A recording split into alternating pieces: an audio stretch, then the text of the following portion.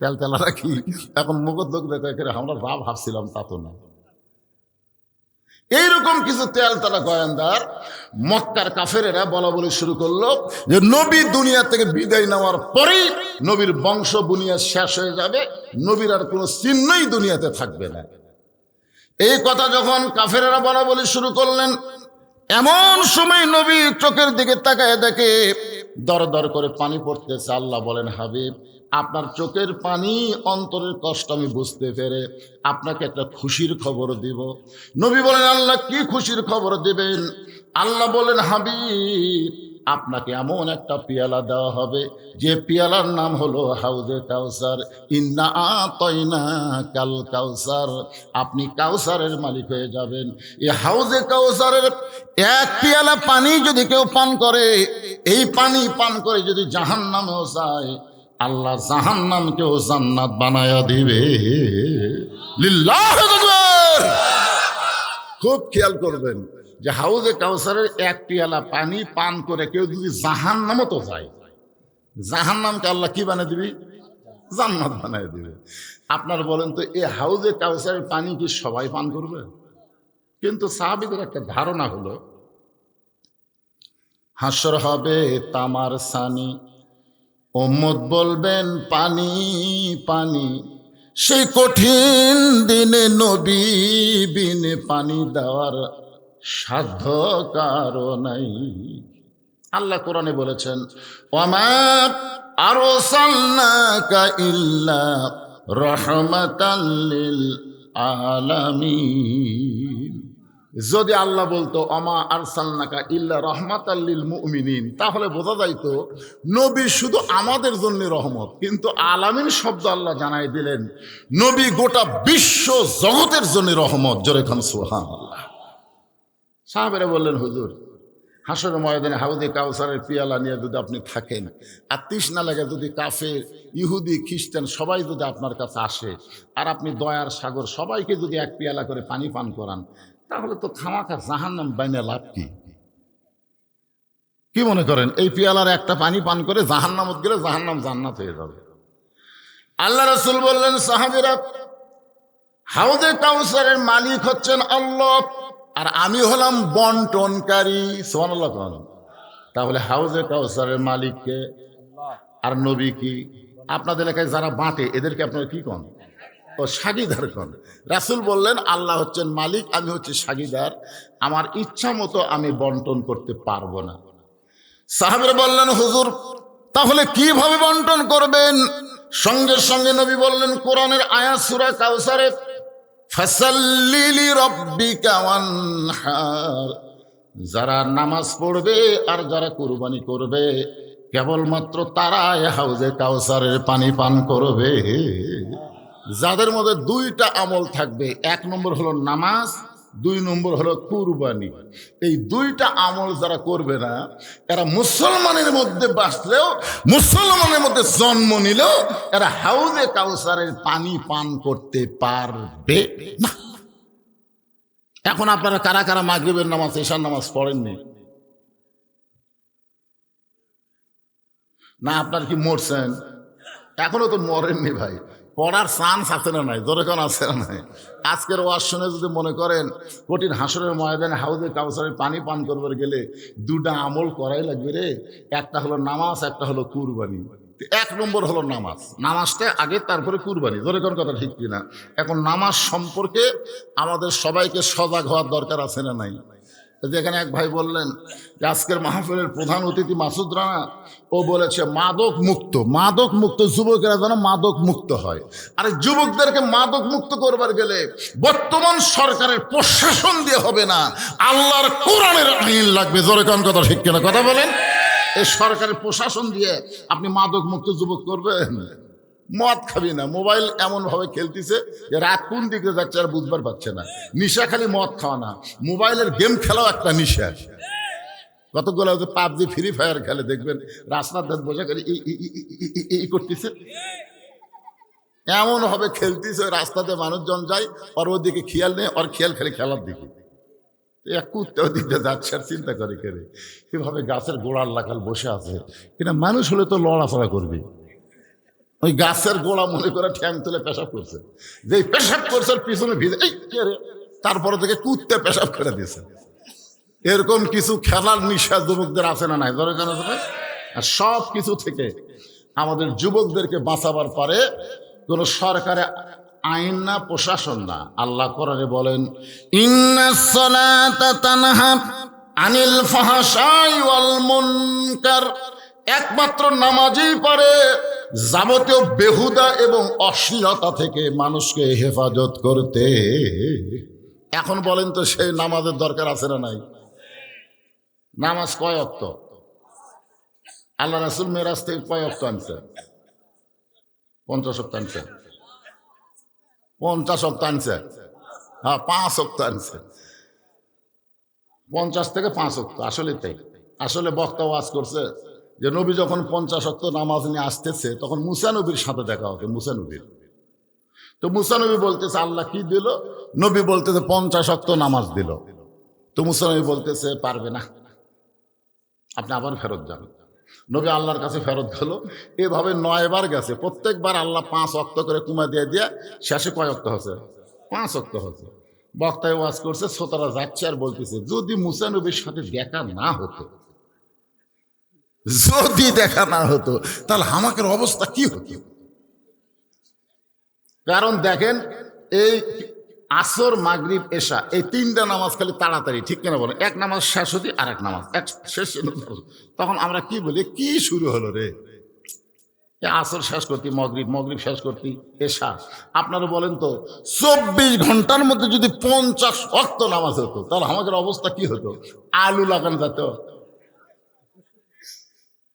খুঁটুত খালি কোদাল ধরতে আল্লাহ মধ্যে শুরু করে কি সর্বনাশ! 8 ঘন্টা পর পর এক ওয়াক্ত।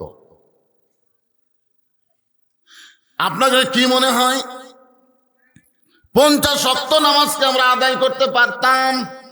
জোরে গান পারতাম? তাহলে যেইটা আমরা পাইছি এইটার উপরই তো আমাদের ওয়াজ শোনা লাগবে।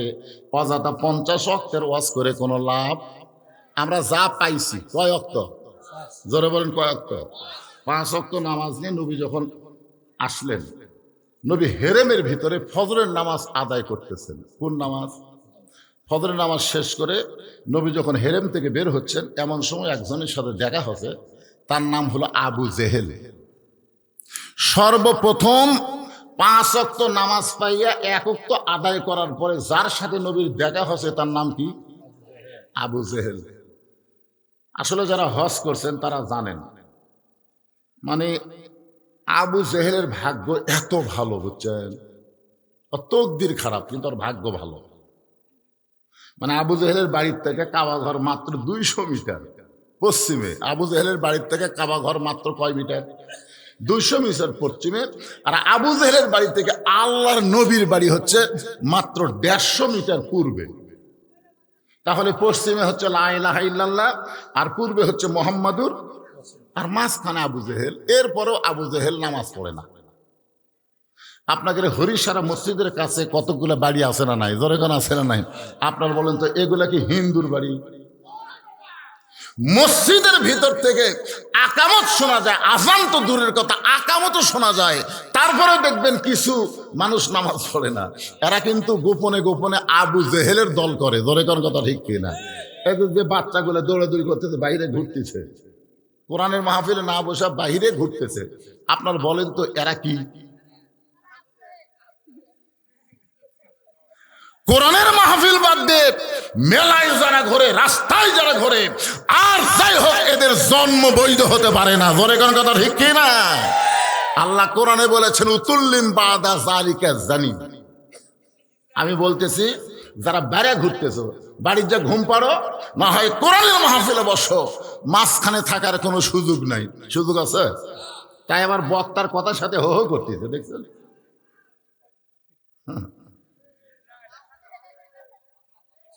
আপনাদের মাহফিল কমিটির ভলেন্টিয়ার নাই? এইরকম বেদব মেলা থাক, মেলার মধ্যে শালা বেদবেরা থাক। কোরআনের মাহফিল আশেপাশে এদের আসতে দেওয়া যাবে না। আমার কথাকে বুঝতে পারলেন? হ্যাঁ, মেলার থাক, মেলার যা ঘর যা, মেলায় ঘোরো, কোরআনের মাহফিল আশেপাশে হট্টগোল করো না। আল্লাহ কোরআনে বলেন وقال الذين كفروا লা তাসমাউ লিহাযাল কুরআনি ওয়ালগাউ ফীহি লাআল্লাকুম তাগলিবুন। আল্লাহু আকবার।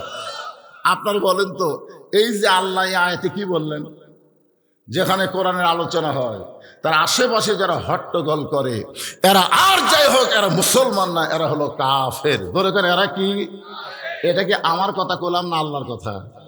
হ্যাঁ, এই জন্য আপনারা একটু চারিদিকে খেয়াল করবেন। যারা মাহফিল কমিটির লোক আছে, আমি তাদেরই বলতেছি, আপনার শ্রোতা আপনারা বসে থাকবেন, কোনো সমস্যা নেই।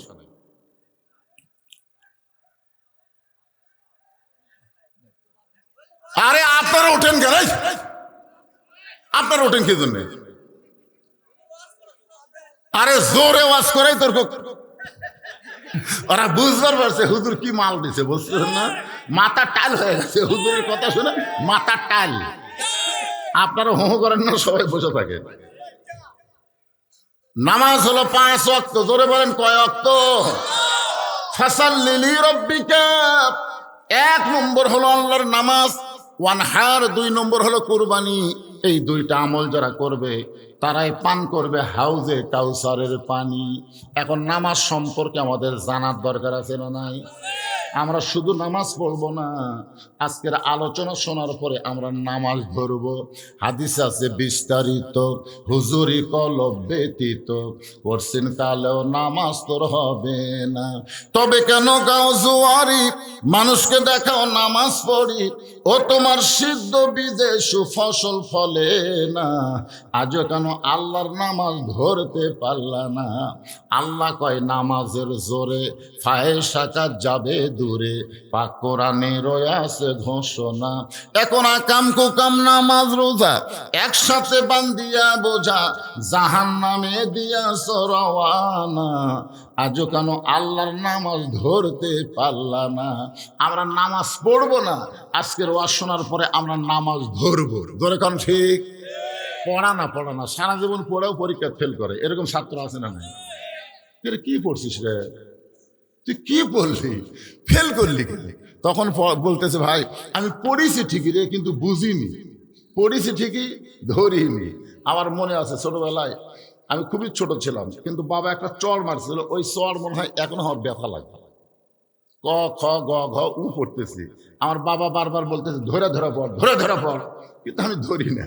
আমি খালি ক খ গ ঘ উ একটা মুখস্থ। কিছুক্ষণ পরে বাবা এসে বলতেছে কটা লেখতো, লেখ ক কি লেখ।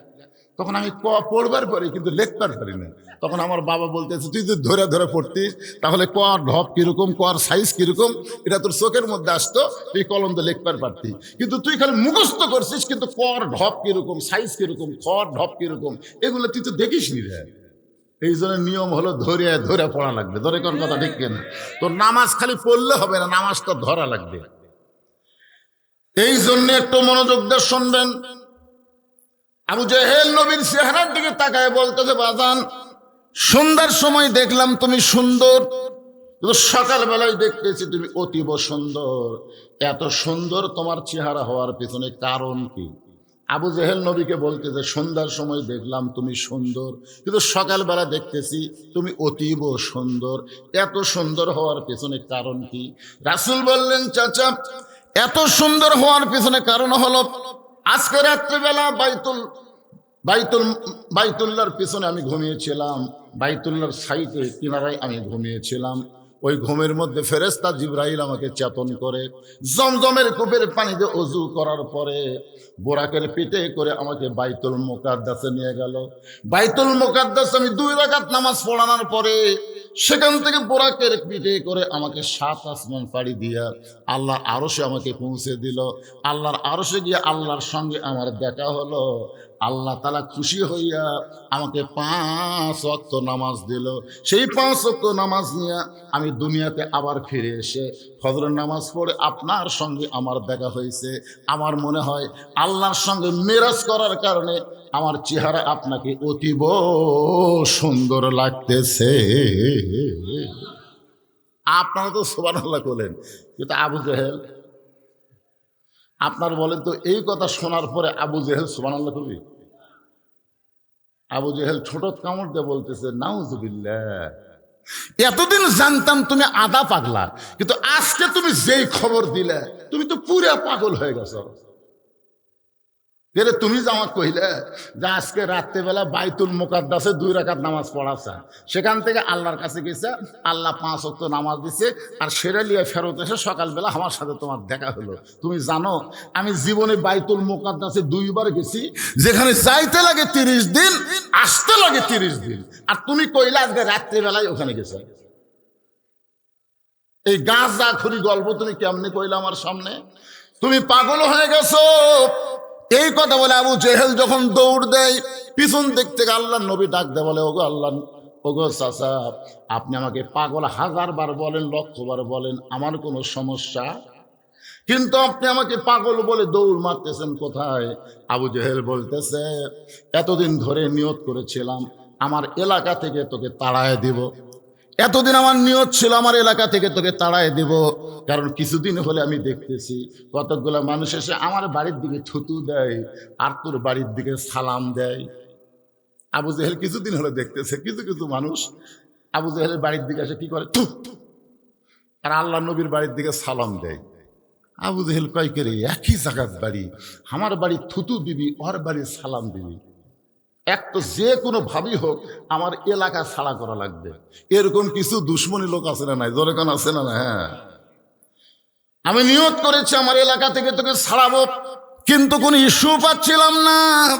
আজকে পেয়ে গেছি, পাগল বলে তোকে আমার এলাকা ছাড়া করব। এই বলে আবু জেহেল সর্বপ্রথম যার দরজায় গেছে তার নাম হলো আবু বকর। আবু জেহেল সর্বপ্রথম যার দরজায় গেছে তার নাম কি? আবু বকর। আবু বকর, আবু বকর ঘরের ভিতরে চিন্তা করে, কে এত বড় নেতা সকাল বেলায় আমার ঘরের দরজায়, নেতা কি ভোটর দাঁড়াচ্ছে নাকি? আবু জেহেল কি ছোট নেতা না বড় নেতা?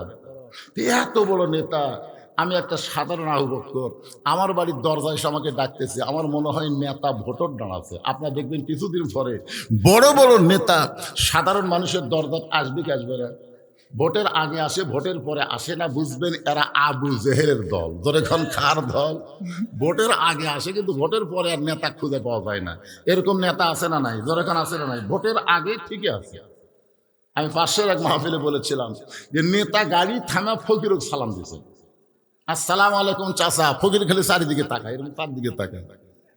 নেতা বলে কি দেখতেছেন চাচা? বলে কাক সালাম দিলেন? বলে আপনার দিলাম। আমি তো ভিক্ষা করে খাই। নেতা বলতে ভোটের আগে আপনিও যা হামুও তাই। আবু বকর দরজা খুলে দেখে আবু জেহেল দাঁড়িয়ে আছে। আবু বকর বলে, নেতাজি এই সকালবেলা আপনি আমার দরজায় কারণ কি?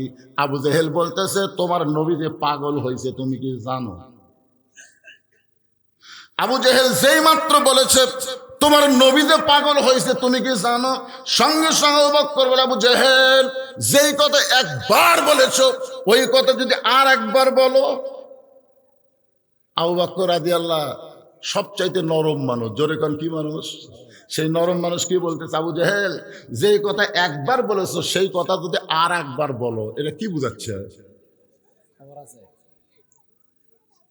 একবার বলেছো আর একবার খালি বলে দেখে। আবু জেহেল 3 ধাপ পেছনে গেছে। এত নরম মানুষ এত গরম হলো কেন? আবু জেহেল বলতেছে, আবু বকর তুমি নরম মানুষ, তুমি এত গরম হলে? আবু বকর বলতেছে, আবু জেহেল আল্লাহ নবীর বিরুদ্ধে কথা বললে কেউ যদি নরম ভূমিকা পালন করে বুঝতে হবে সে মুসলমান নাই, সে মুনাফিক হয়ে গেছে। নবীর বিরুদ্ধে কথা শুনলে আপনার নরম হবেন না গরম হবেন?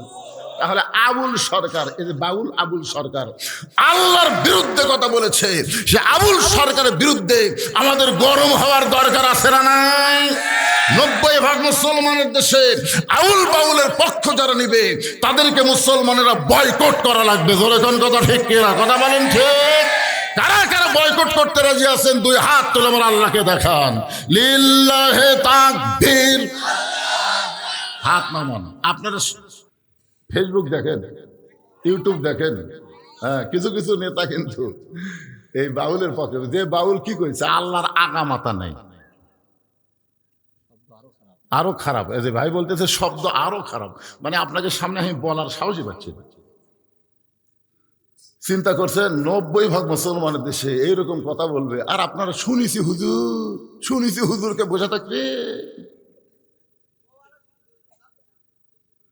আপনাদের আশেপাশে যারা ওদের পক্ষ নেবে, আশেপাশে নাই, যখন আশেপাশে নাই, টুটি চাপা ধরা লাগবে, টুটি চাপা ধরা। দল করবেন আবু বকরের দল করবেন, তাহলে আবু বকরের সাইজ কি?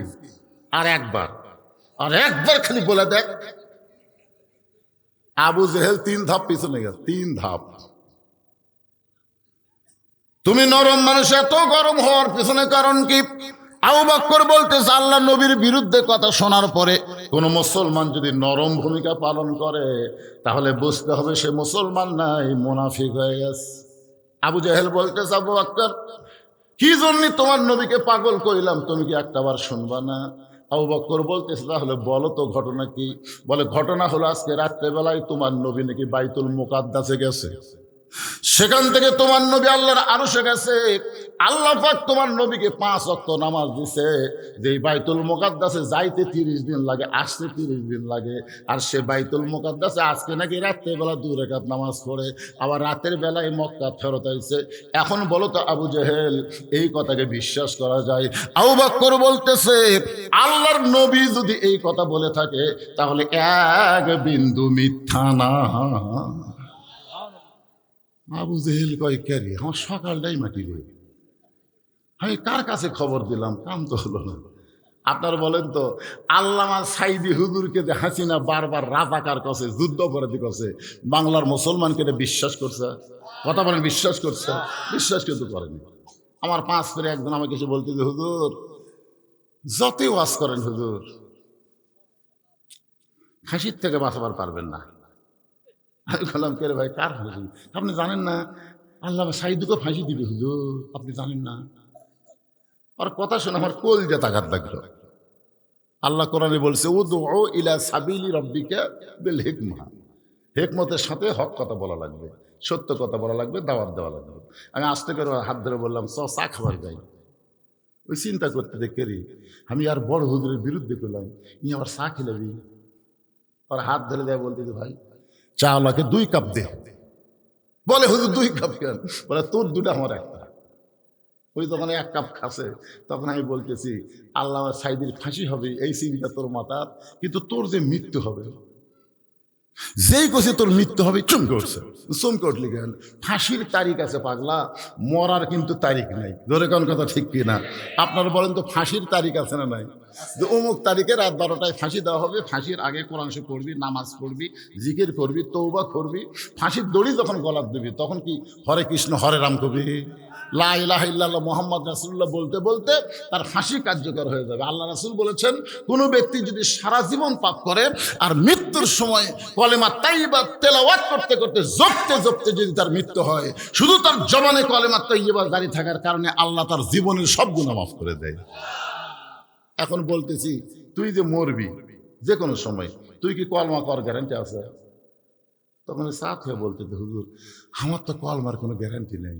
আমি বললাম, তাহলে সাধারণ মরা ভালো না ফাঁসি ভালো? আমি বলতেছি, এই দিক দিয়ে চিন্তা করলে তো ফাঁসি ভালো। আমি বললাম, তাহলে চা খেয়ে যা, তাহলে চা খেয়ে যা। ওই বেড়াবে বলতেছে, কার কাছে কি গল্প দিলাম রে, কাম হলো না রে। হযরত আবু বকর এক দৌড় মারলেন, দৌড় মেরে দেখে কাবার পাশে নবী হেলান দিয়ে কাঁদতেছে। আবু বকরের মাথার পাগড়ি দিয়া নবীর চোখের পানি মুছে দিয়ে বলেন, ইয়া রাসূলুল্লাহ, আজকে আমার জীবনের সবচাইতে খুশির দিন। আজকে রাত্রে বেলায় নাকি আপনি বাইতুল মুকাদ্দাসে গেছিলেন। ওগো আল্লাহর নবী, বাইতুল মুকাদ্দাসে নাকি 2 রাকাত নামাজের ইমামতি করেছেন, সেখান থেকে আল্লাহর আরশে গেছেন, আল্লাহ পাক আপনাকে 5 ওয়াক্ত নামাজ দিয়েছে। নবী কান্দের বেলা, আবু বকর এই গল্প তোমার কাছে কে শোনালো? আবু বকর বলতে, সকালবেলা আবু জেহেল আমার দরজায় গিয়ে খবর দিল। রাসূল বলে, আবু বকর তোমার কি বিশ্বাস হয়? আবু বকর নবীর কপালে চুমা দিয়ে বলতেছে, 1 বিন্দু মিথ্যা নয়, 1 বিন্দু মিথ্যা নয়। নবী খুশি হয়ে বলে, আবু বকর আবু জেহেল কথা শোনার পরে বলে, সে মিথ্যা, আপনি যা বলবেন তাই সত্য, আপনি কোনোদিন মিথ্যা বলতে পারেন না, আপনি যে সত্য এ ব্যাপারে কোনো সন্দেহ। নবীকে সাহাবেরা সত্য সাদেক সত্যবাদী বিশ্বাস করতে। সুবহানাল্লাহ কন্যা কেন? এক ইহুদি এসে নবীর হাত ধরে বলতেছে, আপনার থেকে 100টা টাকা পাই, মনে আছে?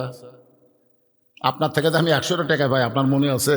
রাসূল বলতেছে ভাই আজ থেকে কয়েকদিন আগে আপনাকে ওই টাকা আমি পরিশোধ করছি, আপনার হয়তো মনে নেই। ইহুদি বলতেছে না, আপনি যে টাকা পরিশোধ করছেন তার কোনো সাক্ষী আছে? রাসূল বলতেছে না রে, তুমি আর আমি ছাড়া তো কেউ নেই। ইহুদি বলতেছে তা আপনি আমাকে টাকা দেননি, টাকা আবার দেন। এই কথা ইহুদি যখন নবীকে বলছে, এমন সময় এক সাহাবী এসে বলতেছে আল্লাহর নবী যে তোমাকে 100 টাকা দিছে, আমি সাক্ষী, আমি সাক্ষী, আমার সামনেই দিছে। ইহুদি মারছে দৌড়। নবী বলতেছে কেরে পাগলা, আমি ওকে যখন টাকা দিছিলাম তখন তো কেউ ছিল না, তুই দেশে বললে আমি সাক্ষী। বলে ওকে আল্লাহর নবী, আপনি যেদিন বলেছেন আশহাদু আল্লা ইলাহা ইল্লাল্লাহ, আপনি বলেন তো আমি কি আল্লাহ দেখছি? না, তুমি তো আল্লাহ দেখো না। তা আপনার কথা শুনে না দেখে আল্লাহকে যদি সাক্ষী দিবার পারি, আপনি ইহুদিকে টাকা দিচ্ছেন এই কথা বলার পরে আমি কেমনে না দেখা থাকতে পারি? আমিও তো দেখেছি। সুবহানাল্লাহ বলেন না কেন? প্রত্যেকটা সাহাবীরা নবীকে এত বড় সত্যবাদী বিশ্বাস করত। আল্লাহ নবী মুসকে মুসকে হেসে আর বলে আল্লাহ যাও বাক্কর আমাকে সাদেক সাদেক বলে বিশ্বাস করে, আমি যা বলে যে সব সত্য, আমি নবী, তাকে কি দিব? আল্লাহ বলে হাবিব আমি আল্লাহ তাআলা সিদ্দিক ডিগ্রি তারে দিয়া দিলাম। চারিদিক থেকে সাহাবীর এসে নবীর সামনে বসে বলতেছে ওগো আল্লাহর নবী, আজকে রাত্রেবেলায় নাকি আপনি আল্লাহর আরশে গেছিলেন, আল্লাহ পাক আপনাকে 5 ওয়াক্ত নামাজ দিয়েছে। হুজুর এই 5 ওয়াক্ত নামাজ কিভাবে আমাদের পড়তে হবে, 5 ওয়াক্ত নামাজ কেমন, এই সম্পর্কে যদি আমাদের একটু বলেন। রাসূল বললেন তোমরা বসো। সমস্ত সাহাবীদেরকে নবী বসায় এখন 5 ওয়াক্ত নামাজ সম্পর্কে আলোচনা করবেন। কারণ 24 ঘন্টার মধ্যে সব সময় নামাজ পড়া যাবে না, 5টা সময় আল্লাহ নামাজ ফরজ করছে। ধরে কোন কথা ঠিক কিনা? আপনার যে ফজরের নামাজ পড়েন, আপনার বলেন তো সূর্য উদয়ের আগে ফজরের নামাজ আল্লাহ ফরজ করলো কেন? সূর্য উদয়ের 1.5 ঘন্টা পরে যদি ফজরের 2 রাকাত ফরজ থাকতো তাহলে কিন্তু আমাদের এত টেনশন করা লাগতো না। কি একটা কাম রে, যে সময় আরামের ঘুম ধরে এই সময় সালাতু খায়রুম মিনান নাম কি দরকার? কিন্তু আল্লাহ তাআলা 24 ঘন্টার মধ্যে এই 5টা সময় কেন পছন্দ করলেন? ফজরের সময় কেন 2 রাকাত ফরজ দিলেন? সূর্য যখন পশ্চিম থেকে হেলে গেল এমন সময় আল্লাহ 4 রাকাত জোহর ফরজ দিলেন। সূর্যের পাওয়ার যখন কমে গেল এমন সময় আল্লাহ 4 রাকাত আসরের ফরজ দিলেন। এইমাত্র সূর্য অস্ত গেছে, সবচাইতে অল্প সময়ের মধ্যে যে নামাজ পড়া লাগবে এই 3 রাকাত ফরজ মাগরিব নামাজ আল্লাহ কেন দিল? রাতটা যখন একটু গাঢ় হয়ে গেল এমন সময় 4 রাকাত এশার ফরজ আল্লাহ কেন দিল? যারা নামাজ আদায় করি তাদের জানার দরকার আছে না নাই? আপনারা কি জানেন? সমস্ত সাহাবীরা ঘিরে ধরে বলতে হুজুর এই 5 ওয়াক্ত নামাজ আল্লাহ কেন দিল, কিভাবে দিল, এগুলো আদায় করলে আমাদের লাভ কি? যদি মেহেরবানি করে একটু বলতেন। আল্লাহ রাসূল বললেন তাহলে তোমরা সবাই বসো, আমি এখন তোমাদের সামনে নামাজের গুরুত্ব নিয়ে আলোচনা করতেছি। নবী নামাজের গুরুত্ব নিয়ে আলোচনা করবেন, সাহাবীরা শুনবেন। রাসূল বললেন শুধু শুনলে হবে না, সামিনা ওয়া তাআনা, শুনতে হবে আমল করার নিয়তে। এখন 5 ওয়াক্ত নামাজের উপরে আলোচনা হবে, আপনারা শুনবেন? কারা কারা শুনবেন আল্লাহকে একটু হাত দেখান তো দেখি। এই হাত টান না করে বলেন, হাত নামান। শুধু শুনবো না, আজ থেকে নামাজ ধরবো। আর কথা হয় না এখানে যুবকের, তোমাকে নিয়েই তো চিন্তা, তোমাদের নিয়েই তো চিন্তা। আমাদের বুড়া মানুষের কোনো চিন্তা নাই, কারণ চামড়া ঢিল হলে আল্লাহর সাথে অটোমেটিক মিল হবে। ধরে কোন কথা ঠিক কিনা? চামড়া হচ্ছে ঢিল, আল্লাহর সাথে দিছে মিল। কিন্তু যাদের চামড়া টাইট, চামড়া যাকে টাইট, এরা তো কোনো সময় খেয়াল করে না, খালি খেয়াল করে দাদা বেঁচে আছে, বাপ বেঁচে আছে। আমি তো সিরিয়ালে অনেক পরে রে, আজরা এসে কি দাদা বাদ দে আমাকে ধরবে? না না, এরকম কিন্তু চিন্তা যুবকের মধ্যে আছে না নাই? হ্যাঁ, আমার দাদা 100 বছর বেঁচে আছে রে, বাপ যদি 90 বছর, আমি তো 80 বছর। একটা সিরিয়াল নাই। এই জন্য যারা যুবক তোমাদের জন্য আজকে খুব গুরুত্বপূর্ণ আলোচনা, বাজান মনোযোগ দিয়ে শুনবেন। আর মা বোনদের জন্য আলোচনা রাখাইছি উম্মে সালমা কি 3টা শর্ত নবীকে দিলেন, যে 3টা শর্ত পুরো করে হলেও নবী উম্মে সালমাকে বিয়ে করবে। এই 3টা শর্ত আমাদের মা বোনদের শুনতে হবে, না শুনলে মা বোনেরা তো জান্নাতে হওয়া খুব কঠিন হয়ে যাবে। শোনার দরকার আছে না নাই? এখন আসেন, আল্লাহ নবী এখন 5 ওয়াক্ত নামাজ নিয়ে সাহাবীদের সামনে আলোচনা শুরু করছেন। নাহমাদুহু ওয়া নুসাল্লি আলা রাসূলিহিল কারীম। এমন সময় আবু জেহেল গ্রুপ নিয়ে হাজির। নবী কেবল নামাজের ওয়াজ শুরু করবেন, এমন সময় আবু জেহেল গ্রুপ নিয়ে হাজির। সকালবেলা আবু জেহেল একলাই ছিল, এখন আর একলা নাই, আবু জেহেল একটা গ্রুপ নিয়ে যাচ্ছে। ওই গ্রুপের হচ্ছে তেলতালা একজন নেতা, তার নাম হলো আবু সুফিয়ান। এখন তার নাম কি? আবু সুফিয়ান বলতে, ও মুসলমানের নবী, তোমার কথা তোমার সাহাবেরা বিশ্বাস করে, কিন্তু আমরা বিশ্বাস করি না। দেখেন কথার সাইজ কি। ও মুসলমানের নবী, তোমার কথা তোমার সাহাবেরা বিশ্বাস করে, কিন্তু আমরা বিশ্বাস করি না। আপনারা বলেন তো, ওই সাহাবেদের মধ্যে উমর আছে না নাই? কথা কোন আছে না নাই? যদি আবু জেহেল ভুল করে আবু বকরের দরজাত সকালে না যায়, উমরের দরজাত যদি যেত, তাহলে আপনারা বলেন তো আবু জেহেলের অবস্থা কি হতো? সব চাইতে নরম দরজাত গেছে, তাই তাই এ দেখছে। তাহলে উমরের দরজাত গেলে কোন সাইজ আছিল? তুই একটু খাড়া হতো, তুই একটু খাড়া হ, আমি ঘরের মধ্যে আসি। একটানে তরবারি নিয়ে আবু জেহেলকে দুই টুকরা করে দিত। জোরে কথা কর না কেন ভাইজান? রাসূল বলেছেন, আমার সবচাইতে নরম হলো আবু বকর, সবচাইতে গরম হলো ওমর, সবচাইতে ধনী হলো ওসমান, সবচাইতে জ্ঞানী হলো হযরত আলী। জোরে কোন সুবহানাল্লাহ। আবু সুফিয়ান যখন বলতেছে আপনার কথা মুসলমানরা বিশ্বাস করে, আমরা বিশ্বাস করি না, সঙ্গে সঙ্গে হযরত ওমর দাঁড়িয়ে বলতেছে, রে কাফেরের বাচ্চারা, তাহলে তোদেরকে এখানে ডাকছে কে? এই কাফেরের বাচ্চারা, এই আমরা নবীর মুখে নামাজের 5 ওয়াক্ত নামাজের কথা শুনবো, তোদেরকে এখানে ডাকলো কে? আল্লাহ রাসূল যদি বলতো, ওমর সকালবেলা আবু জেহেল আমাকে পাগল হয়ে গেছে, এখন আবার গ্রুপ নিয়ে যাচ্ছে, ধর। এই কথা যদি নবী বলতো, আপনার বলেন তো একটা কাপের বাস্ত ওর মধ্যে আলী আছে না নাই? জোরে কান আছে না নাই? তাহলে এখন আল্লাহ নবী কি করলেন দেখেন। আল্লাহ রাসূল বলেন, ওমর এজলেস, এজলেস ওমর, ওমর বসো। যেখানে তোমার নবী নেতার সঙ্গে কথা হচ্ছে, সেখানে তুমি কর্মী হয়ে দাঁড়ালা কেন? বসো। এরই নাম হলো ইসলাম। আজকে অনেকেই বলতেছে যারা ইসলামী দল করে, এরকে শক্তি নেই, শক্তি নেই, খালি নেতার হুকুম নেই। ধরে কোন কি নেই? হুকুম দিলে একটা চামচাও দুনিয়া চলবার পারতো না, সবগুলো সাইজ করে দাও। ধরে কথা কর না কেন ভাইজান? ইসলামী আদর্শের যারা নেতা হয়, তারা মানুষকে উস্কানি দেয় না, বরং কর্মীরা উস্কা গেলে তাদেরকে ডাবাইয়া দেয়। ধরে কোন কি করে দেয়? আপনার বলেন তো ওমর ফারুক কি হচ্ছে? উস্কা গেছে, খাড়া হাতে। এর উপরে যদি নবী আর একটা বলতো, যা যা যদি বলতো, একটাও বাঁচত। আজও বাংলাদেশে যারা কোরআনের দল করে, মনে করবেন তাদের কর্মী নেই। কথা কন না কেন? না, কিন্তু নেতা খালি বলতেছে বসা থাক, বসা থাক, ধরিস না, আসে মারে থিয়া যায়। তারপরে নেতা কি করে? ধৈর্য ধর, ইন্নাল্লাহ মা'আস সাবিরিন, ধৈর্য ধর, আগামী ইলেকশনে কাম হবে। ধরে কোন কথা ঠিক কি না? সব দেখা হচ্ছে শেষ। আগামীতে আমরা বাংলাদেশে কিছু একটা দেখতে চাই, দেখার জন্য ধৈর্য ধরার দরকার আছে না নাই? আমার আল্লাহ তাআলা কোরআনে বললেন, ইন্নাল্লাহা মা'আস সাবিরিন, ধৈর্যশীলদের সঙ্গে কে থাকে? তাই বলে সব সময় ধৈর্য ধরা যাবে না, সব সময় না। আপনার ঘরের যদি আগুন লাগে, আপনি এখন ধৈর্যশীল হয়ে বসে থাকবেন, তাহলে চলবে? আপনার ছেলে সাঁতার জানে না, পুকুরে পড়ে পানি পান করতেছে, আপনি বলতেছেন ইন্নাল্লাহা মা'আস সাবিরিন, ওই সময় ধৈর্য ধরে থাকলে হবে?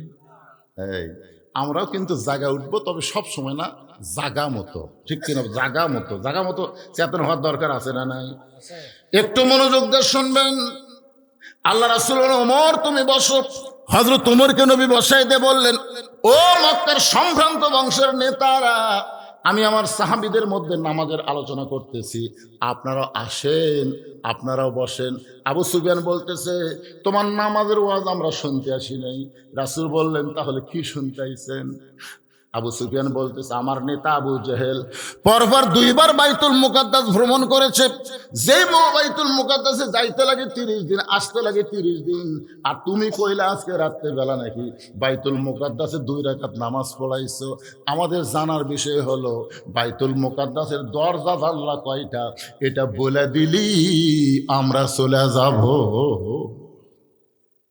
আমাদের নেতা কয়বার গেছে? কথা কান, কয়বার? 2 বার গেছে। যাতে 30 দিন লাগে, আসতে 30 দিন লাগে। আর তুমি আজকে রাত্রে বেলায় নাকি বাইতুল মুকাদ্দাসে গেছো। আমাদের প্রশ্ন হলো, বাইতুল মুকাদ্দাসের দরজা জানলা কয়টা, এটা বলে দিলি আমরা চলে যাব।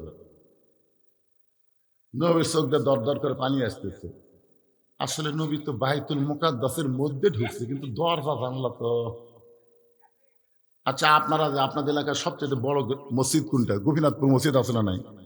আচ্ছা, জোহরের নামাজ সামনে কাতারে পড়ছে, গোপীনাথপুর বাজারের দিন। একজন বলতে হয় তুই নামাজ পড়ছিস, তো সামনে কাতারে পড়ছিস, আমার বিশ্বাস হয় না। আরে পাগল, মসজিদের মধ্যে সামনে কাতারে পড়ছি, এখন বিশ্বাস হয় না। আরে সামনে কাতারে পড়ছি, এখন বিশ্বাস হয় না। তোর বিশ্বাস হবে কি দেখো, তো মসজিদের মধ্যে কয়টা ফ্যান আছে সেটা কর। হাত দেখায় কে রে ভাই, আমি তো নামাজ পড়বার গেছি রে, আমি তো ফ্যান গুনবার যাইনি রে। আপনারা বলেন তো, মসজিদের মধ্যে ঢুকে কোনদিন ফ্যান গুনছেন? আসলে আল্লাহর নবী ওই বাইতুল মুকাদ্দাসে 2 রাকাত নামাজ পড়াছে, নবী কি দরজা জানলা গুনবার গেছে? কিন্তু এরকে এমন একটা অবান্তর প্রশ্ন, দরজা জানলা কয়টা? নবীর চোখে যখন দর দর করে পানি পড়তেছে, এমন সময় আবু বকর বলতেছে, ইয়া রাসূলুল্লাহ, এরা আপনাকে চূড়ান্ত অপমান করার জন্য আইছে। আপনি দরজা জানলার কথা বলবার না পারলে এরা আপনাকে চূড়ান্ত অপমান করবে। এখন বলেন তো নবী, আপনি কি করবেন? নবী যখন চিন্তায় পড়ে গেছেন, এমন সময় আল্লাহ তাআলা কোরআনের আয়াত নাজিল করলেন, তুইজ্জু মান তাশা ওয়া তুযিল্লু মান তাশা বিয়াদিকাল খায়র ইন্নাকা আলা কুল্লি শাইইন কাদির। সম্মান দেওয়ার মালিককে, অপমান করার মালিককে, ভালো মন্দর মালিককে, সমস্ত ক্ষমতার মালিককে। ওরা ফানা লাকা যিকরাক, আল্লাহ তাআলা নবীকে সবার উপরে সম্মান দিয়েছে। ধরে কেন সুবহানাল্লাহ। ফেরেশতা জিবরাইল এসে বলতেছে, ইয়া রাসূলুল্লাহ, আপনি কাঁদেন কেন? ওরা আপনাকে দরজা জানলার প্রশ্ন করছে, আমি গোটা বাইতুল মুকাদ্দাস আপনার সামনে হাজির করব, আপনার সামনে হাজির করে বাইতুল মুকাদ্দাস ঘুরাতে থাকবো, আপনি দরজা জানলা গুনে গুনে উত্তর দিয়ে দিবেন। কারণ সম্মান নবীকে দিছে কে? সেই নবীকে কেউ অপমান করুক, এটাকে আল্লাহ চায়? ফেরেশতা জিবরাইল বাইতুল মুকাদ্দাস নবীর সামনে হাজির করে বাইতুল মুকাদ্দাস নবীর সামনে ঘোরানো শুরু করলেন। নবীর দরজা জানলা গুনে গুনে যখন উত্তর দেয়, আবু জেহেল বলতেছে চলো যাই। আবু সুফিয়ান বলতেছে কি কি কি কোন আপনি? দরজা জানলার হিসাব দিবেন ভাবি না তো, কারণ যেখানে যাইতে 30 দিন, আসতে 30 দিন, আর আজকে রাত্রে গেল। আবু জেহেল বলতেছে অযথা পেপার পরিষ্কার সজাই সজাই, মানে আবু জেহেল বুঝবার পারছে। সুবহানাল্লাহ আল্লাহ। কেন এখন বড় নেতা যদি যাবার কয়, চামচারা থাকে, সব চামচারা চলে গেছে, কিন্তু আবু সুফিয়ান পিছন ছাড়ে না, খালি কয় নেতা। এই চলো যাই মানে বুঝলাম না। আমরা আসলাম চূড়ান্ত অপমান করার জন্য, আর অপমান না করে আপনি বলতেছেন চলো। এত পেঁচাল বাড়িস কে? চলো যাই শুনবার চালে ঘরের মধ্যে চল। ঘরের মধ্যে দেখ, দরজা জানলা বন্ধ করে বলতেছে, আবু সুফিয়ান দেখ তো ফাঁক ফুঁকের মধ্যে কেউ দাঁড়িয়ে আছে কিনা। বলে আপনি কি বলবেন? না, কেউ আশেপাশে থাকলে চলবে না। আবু সুফিয়ান তাকায় দেখে আশেপাশে কেউ নাই। আবু জেহেল বলতেছে, আবু সুফিয়ান রে, এই চলো যাই বলার পিছনে কারণ হলো, ওই আল্লাহর শপথ করে বলতেছি, আব্দুল্লাহর এতিম পোলা হলেন আল্লাহর নবী। আবু সুফিয়ান বলতেছে, যদি আল্লাহরই নবী হয় তাহলে দরজা জানলা বন্ধ করে কেন? চলেন বাইরে যা মিছিল করি। আবু জেহেল বলতে, পাগলা, আমি আগে থেকেই জানি আল্লাহর নবী, কিন্তু মানি না রে, কারণ ওয়াক মানবার গেলে আমার নেতৃত্ব থাকে না। আজও বাংলাদেশের সমস্ত মানুষ জানে আলেমরাই হলো নায়েবে রাসূল। জোরে কোন কথা ঠিক কিনা? কিন্তু জানে ঠিকই, মানে না। মানবার গেলে এদের ভুয়া নেতৃত্ব চলবে না। আবু জেহেল গ্রুপ যখন চলে গেছে, এমন সময় আল্লাহ নবী বলতেছেন, রে নবীর আমার সাহাবীরা শোনো, আল্লাহ যখন আমাকে 5 ওয়াক্ত নামাজ দিলেন, সর্বপ্রথম দিলেন ফজরের 2 রাকাত ফরজ, তারপরে দিলেন জোহরের 4 রাকাত, তারপরে দিলেন আসরের 4 রাকাত, তারপরে দিলেন মাগরিবের 3 রাকাত, তারপরে দিলেন এশার 4 রাকাত। এই সর্বসাকুল্যে 17 রাকাত। কয় রাকাত? ওমর ফারুক বলতেছে, ইয়া রাসূলুল্লাহ, এটা কেমন যেন একটা বেসাইজ হলো। আল্লাহ রাসূল বললেন, সাইজ কি?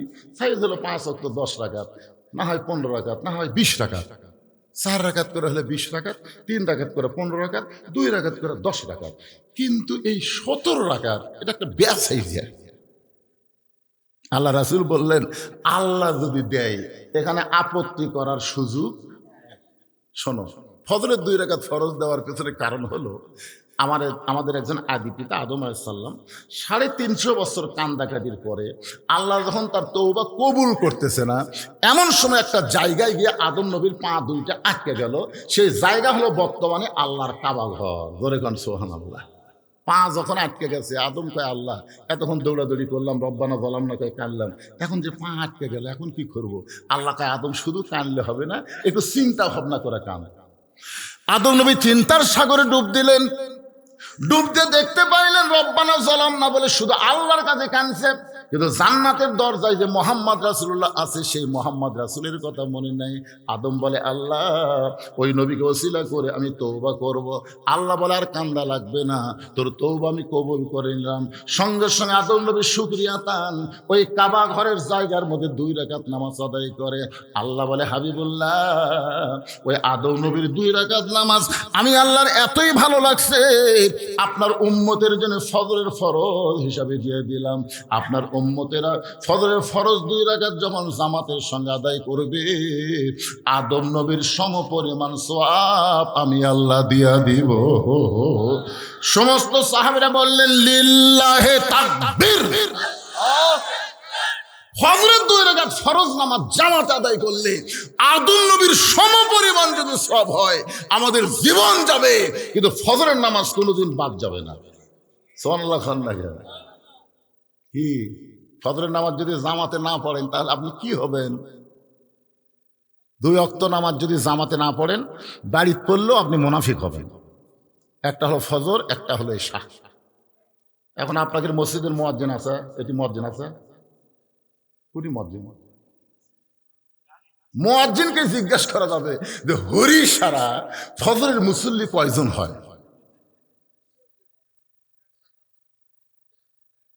এক কাতার হয়? মাশাআল্লাহ। তাহলে আপনাদের গ্রামে মুসলমান কয় কাতার? কথা কয় না, কয় কাতার? মেয়ে মানুষ বাদে পুরুষ মানুষ মুসলমান হলো 1.5 কাতার। আর 1.5 কাতার বাদে যারা আছে এরা হলো মুনাফিক। এখন সাইড থেকে বলবি হুজুর যে কঠিন ওয়াজ শুরু করলো রে ভাই। আপনারা কিন্তু নামাজের ওয়াজ শুনবার চাচ্ছেন, ধরে কোন কথা ঠিক কিনা? এখন না শুনে যদি বাড়িতে যান, লিমা তাকুলু মালা তাকুলু, টাটকা মুনাফিক হবেন। ওটা কে উঠলো রে বা ওটা কে উঠলো রে? না অসুবিধা নেই, মুরব্বী মানুষ তো, অসুবিধা নেই। ওই মুরব্বীর ওয়াজ শোনা লাগবে না। ওই মুরব্বীকে আল্লাহ কোনো হিসাব হিসাবই নেই। আল্লাহ বলবে তোমার বুড়াকালের কোনো হিসাব নাই, শৈশবকালের কোনো হিসাব নাই, তাহলে যৌবনকালের হিসাব দাও। তাহলে বুড়া মানুষের কি দরকার? কিবা মন খারাপ করতেছেন? সঙ্গে সঙ্গে সাহাবেরা বললেন ইয়া রাসূলুল্লাহ, তাহলে যোহরের 4 রাকাত ফরজ নামাজ যদি আমরা জামাত আদায় করি, আল্লাহ আমাদের কত খুশি হয়ে আমাদের কি দিবে? সঙ্গে সঙ্গে নবী বললেন সাহাবীরা রে, আমার উপর যেই কিতাব আল্লাহ নাজিল করেছেন এই কিতাবে একজন বাবা দিয়েছেন, যেই বাবা হলেন মিল্লাতা আবিকুম ইব্রাহিম হুয়া সাম্মাকুমুল মুসলিমিন। আগুনের চুলার উপর আছে, আগুনের চুলার উপরে দড়ি ধরে বাপি টানতেছে। বাপের নাম হলো আজর। জোরেকার বাপের নাম কি? চড়কের রশি টানতেছে, আর নিচে নমরুদের আগুন খালি দাউ দাউ করে জ্বলতেছে। এমন সময় আল্লাহ বলে জিবরাইল যাও আমার ইব্রাহিমকে পরীক্ষা করো। জিবরাইল বলতেছে আল্লাহ এই আগুনের উপর যে তোমার নবী বসে আছে তার বাবা রশি ধরে টানতেছে, এই সময় কি পরীক্ষা?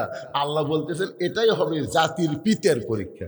সন্তানের পরীক্ষা পরে, আগে বাপের পরীক্ষা। জোরেকার ঠিক কিনা? ফেরেশতা জিবরাইল এসে বলতেছে ওগো আল্লাহ নবী ইব্রাহিম, আপনি যদি চান, দেখেন পরীক্ষাটার সাইজ দেখেন, আপনি যদি চান আল্লাহ আমাকে 600 পাখা দিছে, একটা পাখার বাতাস দেবো, আগুনের চুলা সাগরের মধ্যে গিয়ে নিভা যাবে যদি আপনি চান। আমাদের ইব্রাহিম বললেন জিবরাইল তওবা কর, তওবা কর। জিবরাইল বলতেছে তওবা কেন? তওবা কর। তুই যখন বলতেছ আপনি যদি চান, একজন ইব্রাহিম কোনোদিন কোনো মাখলুকের কাছে যাবে না। তুইও যা হামও তাই, তুই ফেরেশতাও মাখলুক, আমি আদমের সন্তান, আমিও মাখলুক। মাখলুক হয়ে মাখলুকের কাছে চাওয়া জায়েজ নাই। চাইতে যদি হয় তাহলে খালেকার চাইতে হবে। হাসবি আল্লাহু নিমাল ওয়াকিল ওয়া নিমাল মাওলা ওয়া নিমান নাসির। ফেরেশতা জিবরাইল বলতেছে তাহলে আপনি চড়কে বসে কাঁদেন কেন? আপনি কাঁদতেছেন কেন? আপনার তো আনন্দ থাকার কথা, কারণ নমরুদ আগুনের চুলা জ্বালাতে পারে, কিন্তু নমরুদের হাতে পুড়ানোর ক্ষমতা নাই। পুড়ানোর ক্ষমতা কার হাতে? তাহলে আপনি কাঁদতেছেন কেন? ইব্রাহিম বলে, কান্দার কারণ হলো সন্তান যখন বিপদে পড়ে তখন বাপ আসা সন্তানকে সাহায্য করে বাঁচার জন্য। আর আমি এমন একটা বাপ পাইছি যে আমি বিপদের মধ্যে পড়ছি, আমার বাপ এসে রশি টানতেছে আমাকে আগুনে ফেলে দেওয়ার জন্য। তো বলতেছে এই কারণে কাঁদতেছেন? বলেন না, আমার বাপ তো তাও ভালো, নমরুদের আগুনের চুলার মধ্যে আমাকে ফেলে দিবে। কিন্তু অনেক বাবা হবে দুনিয়াতে যেই বাবা তার সন্তানকে জাহান্নামের আগুনে ফেলে দিবে। ফেরেশতা জিবরাইল বলতেছে, কোন সব বাবা? যে বাবারা নিজে একলা নামাজ পড়বি আর বেটা কুত্তে হয়ে ল্যাপের মধ্যে ঘুম পাড়বি। এরকম কিছু বাপ আছে না নাই? ধরে আছে, সামনে কাতারের যে নামাজ পড়তেছে আর বেটা আগে আসল 3.5 হাত, হজরে আজান শুনে হচ্ছে 2.5 হাত। আগে কিন্তু 3.5 হাত ছিল। আজান শুনবি না দিকে ল্যাপ দিচ্ছে মাথার উপর ল্যাপ দিলে আপনি কি করে পাও বার হচ্ছে, পাও টাইনিয়ে বুকের কাছে থুছে। আপনি বাইরে থেকে মনে করবেন চাউলের বস্তা ঢেকা থুছে, কিন্তু আগাও নাই মাথাও নাই। ল্যাপ টানটা দেখে ল্যাপের ভিতর আর সাইজ, আর সকালবেলা সাইড ঠিবে কুত্তার সাইজ, একই সাইজ। এই হাসিস কে রে পাগলা? যেই বাবা নিজে নামাজ পড়ে আর সন্তান লেফের মধ্যে কুত্তার মতো বেকা হয়ে ঘুম পাড়ে, ওই বাবা কোনোদিন জান্নাতে যাবে না, বরং নিজের সন্তানকেও জাহান্নামে নিয়ে যাওয়ার পায় তারা করতেছে। জোরে কর, কথা কন না কেন ভাইজান? হাজী সাহেব 3 বার হজ করছে, টেকার গরম 3 বার হজ করছে। আর 17 বছরের বেটি হাইল করে কিলকিল করে গোটা হরি সারা ঘুরতেছে। হাজী সাহেব তুমি কেমন হজ করলে? তোমার মেয়ে গোটা পাড়া ঘুরতেছে হাইল করে কিলকিল করে, যুবকেরা খালি মিস কল মারতেছে। আপনি বলেন যতক্ষণ পর্যন্ত আপনার মেয়ের বিয়ে হয়নি ততক্ষণ পর্যন্ত আপনার দায়িত্ব তাকে পর্দার মধ্যে রাখতে হবে, ঠিক কিনা বলেন? কথা বলেন না বলেন? আপনি কেমন মুসলমান যা আপনার মেয়েকে ছোট থেকে আপনি পর্দার শিক্ষা দেওয়ার পারেন নাই? আল্লাহ কোরআনে বলেছেন, ওয়াকরনা ফি বুয়ুতিকুন্না ওয়ালা তাবাররাজনা তাবাররুজাল জাহিলিয়াতিল উলা। আল্লাহু আকবার। কিছুক্ষণ পরে যখন সড়কে মারছে টান, ইব্রাহিম নবী আগুনের মধ্যে পড়ছে। কুলনা ইয়া নারু কুনি বারদান ওয়া সালামান আলা ইব্রাহিম। আগুন যখন শান্তির বাগান হয়ে যায়, ইব্রাহিম নবী আল্লাহর শুকরিয়া আদায় করার জন্য এক নিয়তে 4 রাকাত নামাজ পড়ে।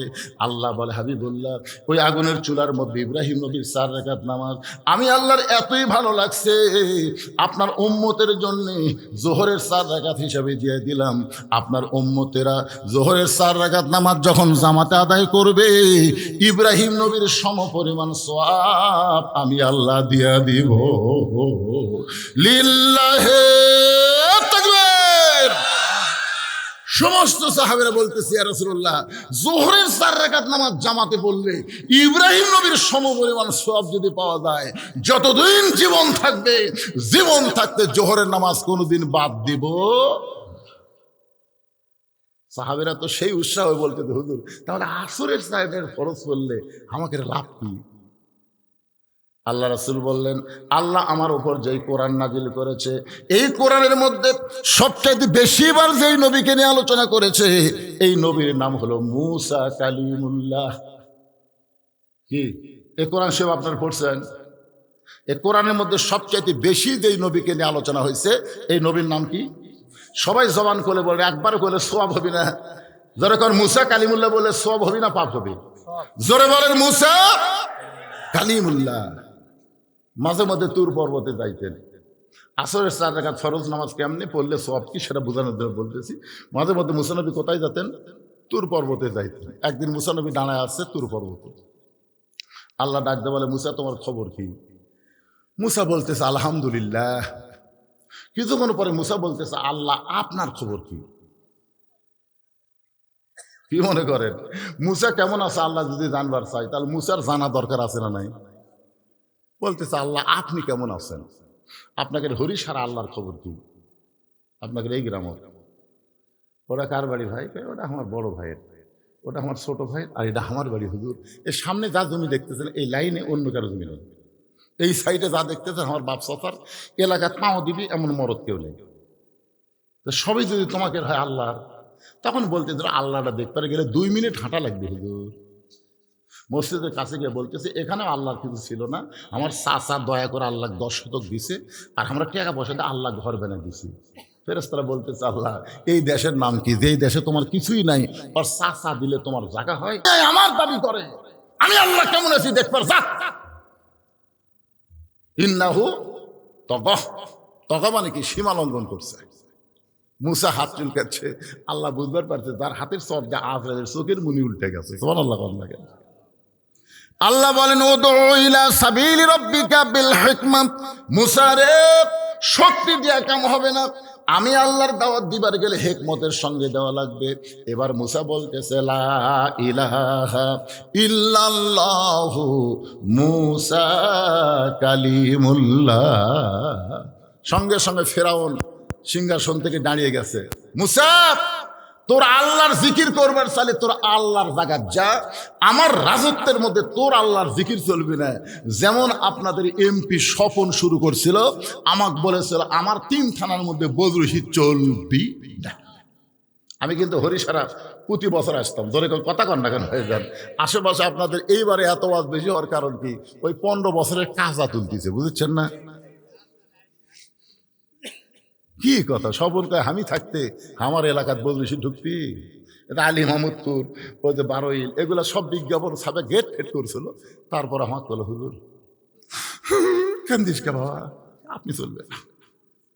স্বপন কাছে বদরুশি ঢুকতে পারবি না, ওর বাপের বলে রে, বাপের আসতে খুঁটি রে, আস্ত বদরুশি তো আস করতেছে। অহংকার করিস না, অহংকারে হলো পতনের লক্ষণ। জোরে বলেন কথা ঠিক কিনা? আজকে অনেকে অহংকার করতেছে, অনেকে অহংকার করে কথা কয়। অহংকার করবেন না ভাইজান, অহংকারের একমাত্র মালিককে। আরো জোরে আল্লাহ। ফেরাউন বলে মুসা তোর আল্লাহর জিকির যদি করবার চাস তোর আল্লাহর জায়গা যা, আমার রাজত্বের মধ্যে তোর আল্লাহর জিকির চলবে না। সঙ্গে সঙ্গে মুসা বলতে ফেরাউন তাহলে বাঁটিয়া দে, বাঁটিয়া দে, তোর কতটুকু আল্লাহর কতটুকু বাঁটিয়ে দে। সঙ্গে সঙ্গে ফেরাউন বলতেছেন ধর, ই বাট্টার কয়েক ধর। মুসা বলতেছে আল্লাহ ফেরাউন আমাকে ধরবার, আমি কি করব? আল্লাহ বলতেছে মার দৌড়। মুসা বলতেছে আল্লাহ জনগণ কিন্তু খারাপ কবি, জনগণ কবি মুসা ফেরাউনের ভয়ে দৌড় দিচ্ছে। আল্লাহ বলতেছে মুসা জাগা মতো ধরা লাগবি, এটি ধরে লাভ না। মুসা কয় আল্লাহ কোথায় ধরবেন? বলে জাগা মতো। ধরে কন কি মতো? আল্লাহ কিন্তু ধরে না, ধরে না, ধরলে আর হাসিনা ছাড়ে না। ধরে কন কথা ঠিক কি? এই শালা একটা লেডি ফেরাউন। ধরে কন কি ফেরাউনে আসে এর চাল চলের কথাবার্তা। 41 সালের আমাকে নামাইকে 24 সালের 5ই আগস্ট পার হওয়ার পারি না, এর আবার অহংকার করে কথা বলে। ফেরাউন যখন দেখতেছে মুসা দৌড়াই, ফেরাউন আনন্দ নিয়ে বলতেছে চলো আমরা ধাবড়াই। ফেরাউন তার গ্রুপ নিয়ে মুসা নবীকে ধাবার দেয়, মুসা খালি সামনে যায়। মুসা বলতেছে আল্লাহর কদ্দূর দৌড়াবো? বলে জাগা মতো যা। এমন একটা জায়গায় মুসা নবী ব্রেক করেছে, সামনে হলো সাগর। ব্রেক করার পরে দেখে 3 দিকে ফেরাউন সৈন্য লাঠি সোটা নিয়ে দাঁড়ায় আছে। মুসা বলতেছে আল্লাহ এখন কি করব? মুসা বলতেছে দাঁড়ায় যাও। মুসা যখন দাঁড়িয়ে গেছে ফেরাউন অহংকার করে বলতেছে মুসা রে তোর আর পলানোর কোনো জায়গা নাই, আমরা 3 দিকে হলাম ভারত, একদিকে হলো সাগর। বাংলাদেশের 3 দিকে কি কথা কয় না? সেদিন ফরাত মাজার কি কথা, এই তৌহিদি জনতা বাউল আবুল সরকারকে জেলের মধ্যে ঢুকে তার সাঙ্গভঙ্গ মারতেছে। যদি ভারত একবার খেপে ওঠে এদের পালানোর কোনো জায়গা হবে না। আমাকে বলে পালানোর জায়গা নাই, একদিকে আমরা পলাবার চামো, সেই দিকে যায় দেখে বঙ্গোপসাগর। তাহলে কোন দিকে যাবো? আপনারা বলেন তো, মুসা নবীর সামনে কি সাগর, আর 3 দিকে ফেরাউন লাঠি সোটা নিয়ে দাঁড়ায় আছে। আল্লাহ বলে মুসা নাসরুম মিনাল্লাহি ওয়া ফাতহুন কারীব ওয়াবাশশিরিল মুমিনিন, তোমার হাতে লাঠি আছে বাড়ি মারো। মুসা বলতেছে আল্লাহ ওদের হাতে হাজার হাজার লাঠি, আর আমার এক লাঠি দিয়ে আমি কি বাড়ি মারবো? আল্লাহ বলে মুসা রে সাগরে একটা বাড়ি মারো। মুসা যেই সাগরকে বাড়ি মারে আল্লাহ 12টা রাস্তা করে দেয়। মুসা নবী তার সঙ্গীদেরকে নিয়ে সবচাইতে বড় রাস্তায় আল্লাহর শুকরিয়া আতান 4 রাকাত নামাজ আদায় করে। ওই সাগরের তলদেশে মুসা নবী 4 রাকাত নামাজ আদায় করার পরে আল্লাহর এতই ভালো লাগছে, আল্লাহ বলে হাবিব ওই মুসা নবীর 4 রাকাত নামাজ আপনার উম্মতের আসরের নামাজ হিসাবে আমি দিয়ে দিলাম। আপনার উম্মতের আসরের 4 রাকাত নামাজ যদি জামাতের সঙ্গে আদায় করে আমি আল্লাহ মুসা নবীর সমপরিমাণ সওয়াব আপনার উম্মতকে দিয়া দিব। লিল্লাহে তাকবীর। সমস্ত সাহাবীরা বলে ইয়া রাসূলুল্লাহ আসরের 4 রাকাত নামাজ জামাত আদায় করলে মুসা নবীর সমপরিমাণ যদি সওয়াব পাওয়া যায় আমাদের জীবন চলে যাবে, কিন্তু জীবন থেকে আসরের নামাজ কোনোদিন বাদ দিব না। ওগো আল্লাহর নবী, এই যে মাগরিবের 3 রাকাত এতক্ষণ পর্যন্ত আমরা জোরের মধ্যে আছি। জোরে কার কার মধ্যে? জোর বোঝে না। ফজরের 2 রাকাত, কি আসরের 4 রাকাত, জোহরের 4 রাকাত। এখন যে নামাজ আসতেছে এটা কি? এই বেজোরের নামাজ। কিন্তু মেয়ে মানুষের ওয়াজ খুব খেয়াল করবেন। আমার মায়েরা যারা বসে আছেন এরা খালি উম্মে সালমার ওয়াজ শোনার জন্য চিন্তা করছে যে হুজুর কখন ধরবি। মায়েরা শোনেন, এই যে মাগরিবের 3 রাকাত ফরজ নামাজ, এই নামাজ আমরা পাইছি কোরআনে। আল্লাহ তাআলা এমন একজন নবীর কথা বলেছেন যে নবীর নাম হলো ইয়াকুব নবী। ধরে বলেন কি নবী? যারা পারেন, এই ছেলে না পারলে গুনগুন করবা। ইয়াকুব নবী বাস করিতেন কেনানে, সবার চাইতে ভালোবাসতেন ইউসুফকে। আপনারা বলেন তো ইয়াকুব নবীর বউ কয়টা? 2টা বউ। কয়টা? 2টা বউ। হ্যাঁ না, 2 বউ। ইয়াকুব নবীর বউ হলো 2টা। কোরআন শরীফে আল্লাহ যেখানে বিয়ার আয়াত দিতে সেখানে 2 দিয়েই শুরু করছে। 2টা বিয়া করো, মানে 2টার মধ্যে যে কি মজা আছে যারা করেনি তারা বুঝবি না। কারণ আমাকে এক বউ যদি রাগ করে আমাকে করার কিছুই নেই। এখন ওর রাগ ভাঙানোর জন্য আমাদের বহু চেষ্টা করা লাগে।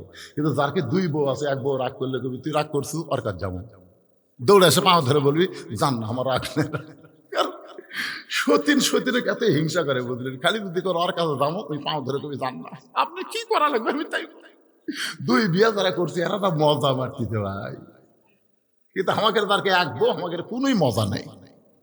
এই জন্য আল্লাহ কোরআনে 2 দিয়া শুরু করছে। ধরে কোন কয় যদি পারেন তাহলে 3, যদি পারেন তাহলে 4, না পারলে একটা নিয়েই ধৈর্য ধরে ইনসাফ যদি করবার না পারেন। একটু মনোযোগ দিয়ে শুনবেন। ইয়াকুব নবী 2টা বিয়ে করেছিলেন। এক বউয়ের পেট থেকে আল্লাহ 10টা সন্তান দিয়েছে, আর এক বউয়ের পেট থেকে আল্লাহ 2টা সন্তান দিয়েছে। 2টা সন্তান যে বউয়ের পেট থেকে হয়েছে ওই বউটা হলো ভালো বউ, আর যে বউয়ের পেট থেকে 10টা সন্তান হয়েছে ওই সন্তান 10টা হলো খারাপ বউয়ের পেট থেকে হয়েছে। ইয়াকুব নবী এক সময় নির্জন আল্লাহকে বলতেছে, আল্লাহ আমার বনিয়ামিন ইউসুফ এত ভালো আর এই 10টা সন্তান এত খারাপ কেন হলো?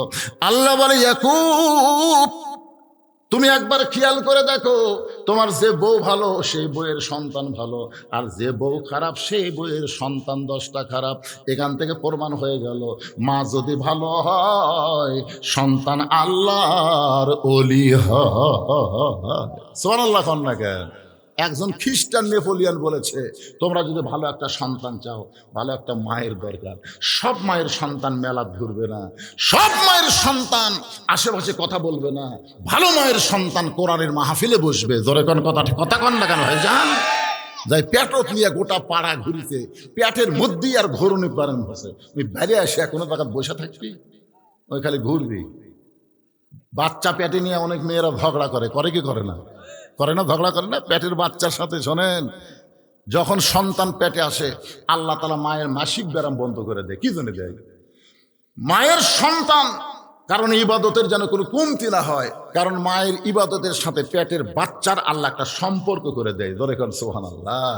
ভাইজান বাবা আনন্দে মাতিয়া সাগরে ভাসাইয়া সেই যে চইলা যায় খবর লয় না, মাজন ধরিয়ায় উদরে কতই কষ্ট করে, 10 মাস পরে পায় প্রসবের বেদনা, এমন দরদি ভাবে কেউ হবে না আমার মা গো। 10টা সন্তান ইয়াকুব নবীর কাছে এসে বলতেছে, বাবা আমরা বহু চেষ্টা করলাম ইউসুফকে বাঘের হাত থেকে বাঁচাবার পারলাম না। কথাটা খুবই গুরুত্ব, কারণ এখন মাগরিবের 3 রাকাত নামাজ আসতেছে, একটু গুরুত্ব দিয়ে শুনবেন। 10টা সন্তান রক্ত মাখা জামা নিয়ে ইয়াকুব নবীর সামনে বলতেছে, বাবা আমরা বহু চেষ্টা করলাম, ইউসুফকে বাঘের হাত থেকে বাঁচাবার পারলাম না, কিন্তু জামা বাঁচাছি। দেখেন তো কথার সাইজ কি বাঁচাছে। আপনারা বলেন তো, বাঘ যদি ইউসুফকে ধরতো তাহলে জামা খুলে ধরেছে না জামা সহই ধরছে? তাহলে এরা বলতেছে ইউসুফ বাঁচাবার পারলাম না, কিন্তু জামা বাঁচাছে। ইয়াকুব নবী জামা হাতত লিয়া দেখে যে জামার একটা জায়গা তো ছিঁড়িনি। বাঘ যদি খামসা মারে তাহলে ছিঁড়বি না। একটু চিন্তা করলো, আমার ইউসুফকে নিয়ে এরা ষড়যন্ত্র করতেছে। ইয়াকুব নবী ঘরের মধ্যে ওই জামা নিয়ে আল্লাহর কাছে বলতেছে, আল্লাহ আমি বুঝবার পারছি আমার ইউসুফের উপর ষড়যন্ত্র চলতেছে, কিন্তু বর্তমান এমন একটা পরিবেশ চলতেছে, এই পরিবেশে মুখ খোলা যাবে না, কারণ আমি যদি এখন মুখ খুলি তাহলে আমার ইউসুফের বেশি ক্ষতি হবে। উনি বিচার দিলেন কার কাছে? আল্লাহর কাছে ফরিয়াদ করে বলেন, আল্লাহ আমার ইউসুফ যেখানেই থাক তুমি তাকে ভালো রেখো। বাবা যদি সন্তানের জন্য দোয়া করে, আপনারা বলেন তো দোয়া কি কবুল হয়? এটা কোন বাবা? না না না, খারাপ বাবাও যদি দোয়া করে তাও আল্লাহ সন্তানের দোয়া করলে দোয়া কবুল হয়, খারাপ বাবাও। কিন্তু এটা কোন বাবা? আমাদের বাংলাদেশে তো বাবার হিসাব নেই। এই যে একটা বক্তা আছে, নাম হলো তাহির, দরকার নাম কি, ওর বাবার হিসাব নাই। হাই রে বাবা রে, আমার দয়াল বাবা কেবলা কাবা আয়না কারিগর, আয়না বসাইয়া দিছে কলবের ভিতর। জালালি বাবা, কেরামতি বাবা, এরকম বহু ধরনের বাবা আছে। একই বিষয়ে একাধিক বাবা মানা যাবে না। কেউ যদি বলে আদি পিতা 2 জন, সম্পূর্ণ হারাম। আদি পিতা আদম, জাতির পিতা 2 জন কেউ যদি বলে তাহলে হারাম। জাতির পিতা 1 জন। জন্ম দেওয়া পিতা যদি কেউ কয় আমাকে 2 ভাবে জন্ম দিছে, তাহলে সকলেই বলবে তোর জন্মে ভেজাল আছে। তোর এখন কথা ঠিক কিনা? জন্ম দেওয়া বাবা যদি সন্তানের জন্য দোয়া করে, ওই দোয়া আল্লাহ ফিরায় দেয় না। ইয়াকুব নবী দোয়া করেছে, আল্লাহ আমার ইউসুফ যেখানেই থাক তুমি তাকে হেফাজত করো। যখন দোয়া করেছে ইয়াকুব নবী, তখন ইউসুফ ছিল কূপের ভিতরে। ধরে কোন কার ভিতর? হাত পাও বান্ধা, এমন ভাবে হাত পা মরমা দিয়ে বাঁধছে, ওটি না খেয়ে মরে যায়। ওই রাস্তা দিয়ে বণিক যাচ্ছিল, বণিক ব্যবসা করার জন্য, কিন্তু তৃষ্ণা লাগছে, পানি পান করার জন্য কূপের কাছে এসব তাকায় দেখে, ওরে বাবারে, এটা মানুষের সন্তান না সাপ। এত সুন্দর একটা সন্তান। সবাই ইউসুফকে উপরে তুলে সবাই বলতেছে আমি নিব, আমি নিব, আমি নিব। বণিকের সর্দার বলতে, সবাই যদি একে নিবার চাও তাহলে টুকরা টুকরা করে নেওয়া লাগবে। এখন কি কবা কও? তখন বলে তাহলে টুকরা টুকরা করে নেওয়ার চাইতে কি ভালো, বলে এক বেশি যে টাকা হবে সেই টাকা আমরা ভাগ করে নিব। এবার ওই ছোট্ট ইউসুফকে বিক্রি করার জন্য বাজারে, ওই বাজারে 2 জন খরিদ্দার করতেছে। একটা হলো নারী, একটা হলো পুরুষ। পুরুষের নাম হলো, মেয়েটার নাম হলো জোলাইখা, আর পুরুষের নাম হলো আজিজ মিসর। পুরুষের নাম কি? আজিজ মিসর, আর মেয়েটার নাম হলো জোলাইখা। এরা হলো স্বামী স্ত্রী।